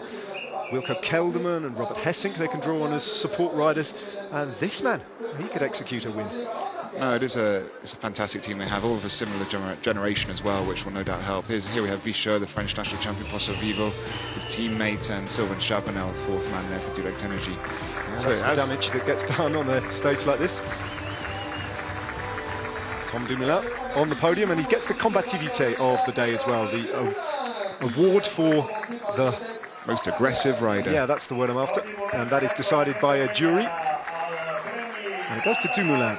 There are a number of candidates it could have gone to today. Could have gone to Thomas de Gent, arguably, but I suppose when you attack and you deliver at the line, that sways it in your balance. The balance in your favour, I should say. Tom Dumoulin takes the combativité, and he'll wear the red numbers on his back when we get going. Not tomorrow, it's a rest day for these tired limbs after stage 9. So double trip to the podium for Tom Dumoulin today. Yeah, double trip to the podium for Tom Dumoulin, but we've given him a good going over. Let's turn back to the GC. As Geraint Thomas said, it wasn't quite hard enough, the final climb, you know, for things to explode, but we saw some indications. Yeah, we did, and I was wanting to see what was going to happen with Nairo Quintana, and he was content to just follow for the whole thing, as was Chris Froome. The people on the attack were the likes of Richie Porte, so clearly he's not going to be pressed into the service of TJ Van Garderen, which is a good thing because TJ got distance. So Richie Porte, with those pretty hilly time trials to come, I think he's going to be pushing for a podium place despite having lost that time. And Dan Martin was perhaps hanging on a little bit at the end, but he put in some good attacks. He moved teams this year to find out exactly this, whether he could change from a one-day man and a stage winner into a real GC contender. Looks like he can. Yeah, I think both in his case and Adam Yates in the moment, we saw more grit than ability. I mean, they were in some pretty good company there, the best in the world, and they had a good stab at it, but that was all I think they were capable at the moment. Let's see how consistent they can be in the coming couple of weeks. Now then, signals coming and going here, so forgive us if things are a little bit fractured, but we're now going back to the presentations, and we should be able to see Chris Froome receiving the yellow jersey. Back to Ned. Yeah, thanks, Gary. Another day in yellow for Chris Froome. Yesterday it was attacking brilliance, and today it was defensive brilliance. Everyone, David, but Quintana asked a question of him today. Yeah, I was quite surprised by that. We saw Dan Martin, Richie Porte especially, who was looking stronger than we've seen him in a long time. And but Chris Froome, he countermade one attack himself, and that was off Dan Martin with about 2-3 Ks to go. But contrary to what we're used to, it didn't actually make any damage. Everyone got back on. So I think that we had a clear indication of who the best climbers are in the race, and that's essentially those 4 riders that finished with Chris Froome. Job's only half done, not even. Still got the Mont Ventoux and the Alps to come as he shakes the hand of Bernardino. Froome will take the yellow jersey into the rest day. Now let's remind ourselves of the general classification after stage 9. It's still Chris Froome and Adam Yates, the 1-2, and still the same time gap, 16 seconds. Dan Martin has moved up to 3rd though, he's at 19 seconds. As he won this morning, Joaquin Rodriguez has fallen back to 5th, and Nairo Quintana, still 23 seconds down, is up to 4th. So the time gaps haven't changed that much at the top, but we're starting to see people fall away and the GC picture sharpen up. Romain Bardet is 6th, Bauke Mollema 7th, Sergio Henao 8th, Louis Meintjes 9th, and Alejandro Valverde 10th. And Chris, since we finished there with Valverde, some very interesting comments from him overnight about yesterday's stage. Yeah, and it was quite subtle. I mean, he said, well, I did it on the climb, it wasn't up to me, it was down to Quintana to actually chase Froome at the top. So rather than thinking it's all about the team and, yeah, I couldn't be there to do some more, his first instinct is to defend and say, well, it's not my problem. And I think you've got 2 leaders. That's your problem.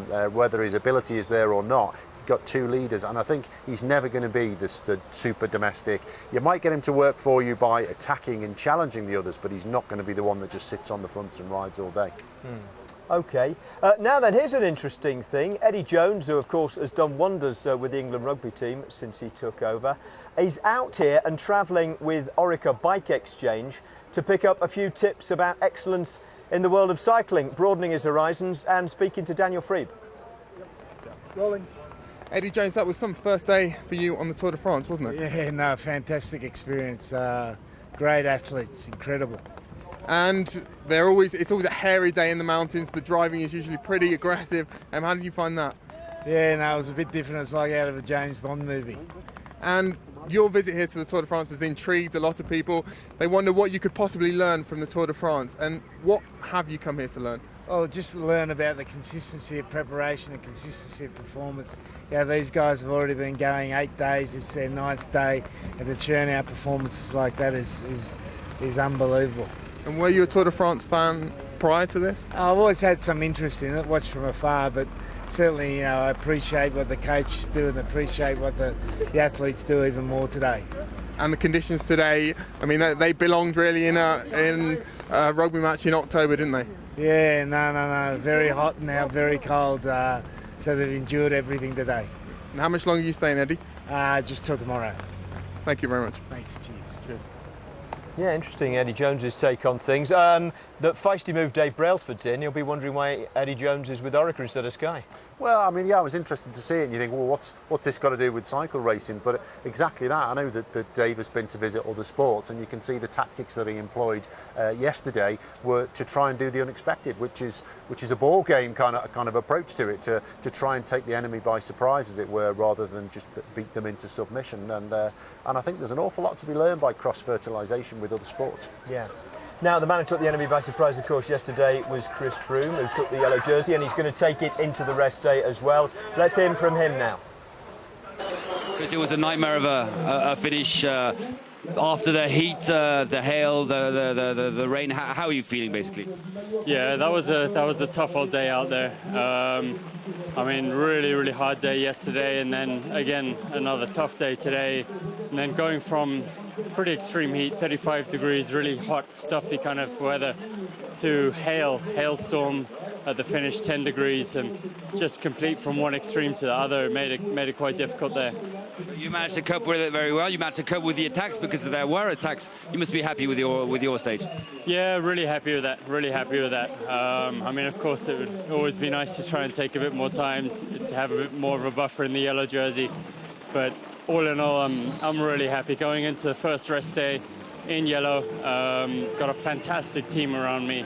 The guys have just done everything. They've ridden from start to finish almost every day now. Yeah, so couldn't be in a better place right now. Nothing's decided yet. Yeah, I mean, the race is still very open. Still a lot of guys right up there in contention. Well, he says a lot of guys still up there in contention. Oh, sorry, I'm supposed to promo tomorrow's highlights, which aren't in fact highlights of any stage, because it's the rest day, and we have got loads and loads for you. Now then, sorry about that. What were we talking about? Chris Froome, he is in a good position. He's talking about lots of people being within striking distance. Do you think he's really worried about anyone except Quintana? I think he's happy at the moment. This is as good as he's going to get, really. People are, as he said, a little bit closer than he'd like, but he's got to be confident that he's got the upper hand. It's about as good as he could hope for at this stage of the race. But I want to see what the others have got to offer. You know, maybe it's not going to be people we were expecting, the likes of Nibali, that are going to upset things. And the next test, day after the rest day, isn't one for the GC, but the next one is Mont Ventoux. Yeah, and I think we're going to see a different race again there as the fatigue builds up. OK, now then, highlights of all the race so far tomorrow. We're back with highlights of this stage in the rain tonight at 7. See you then.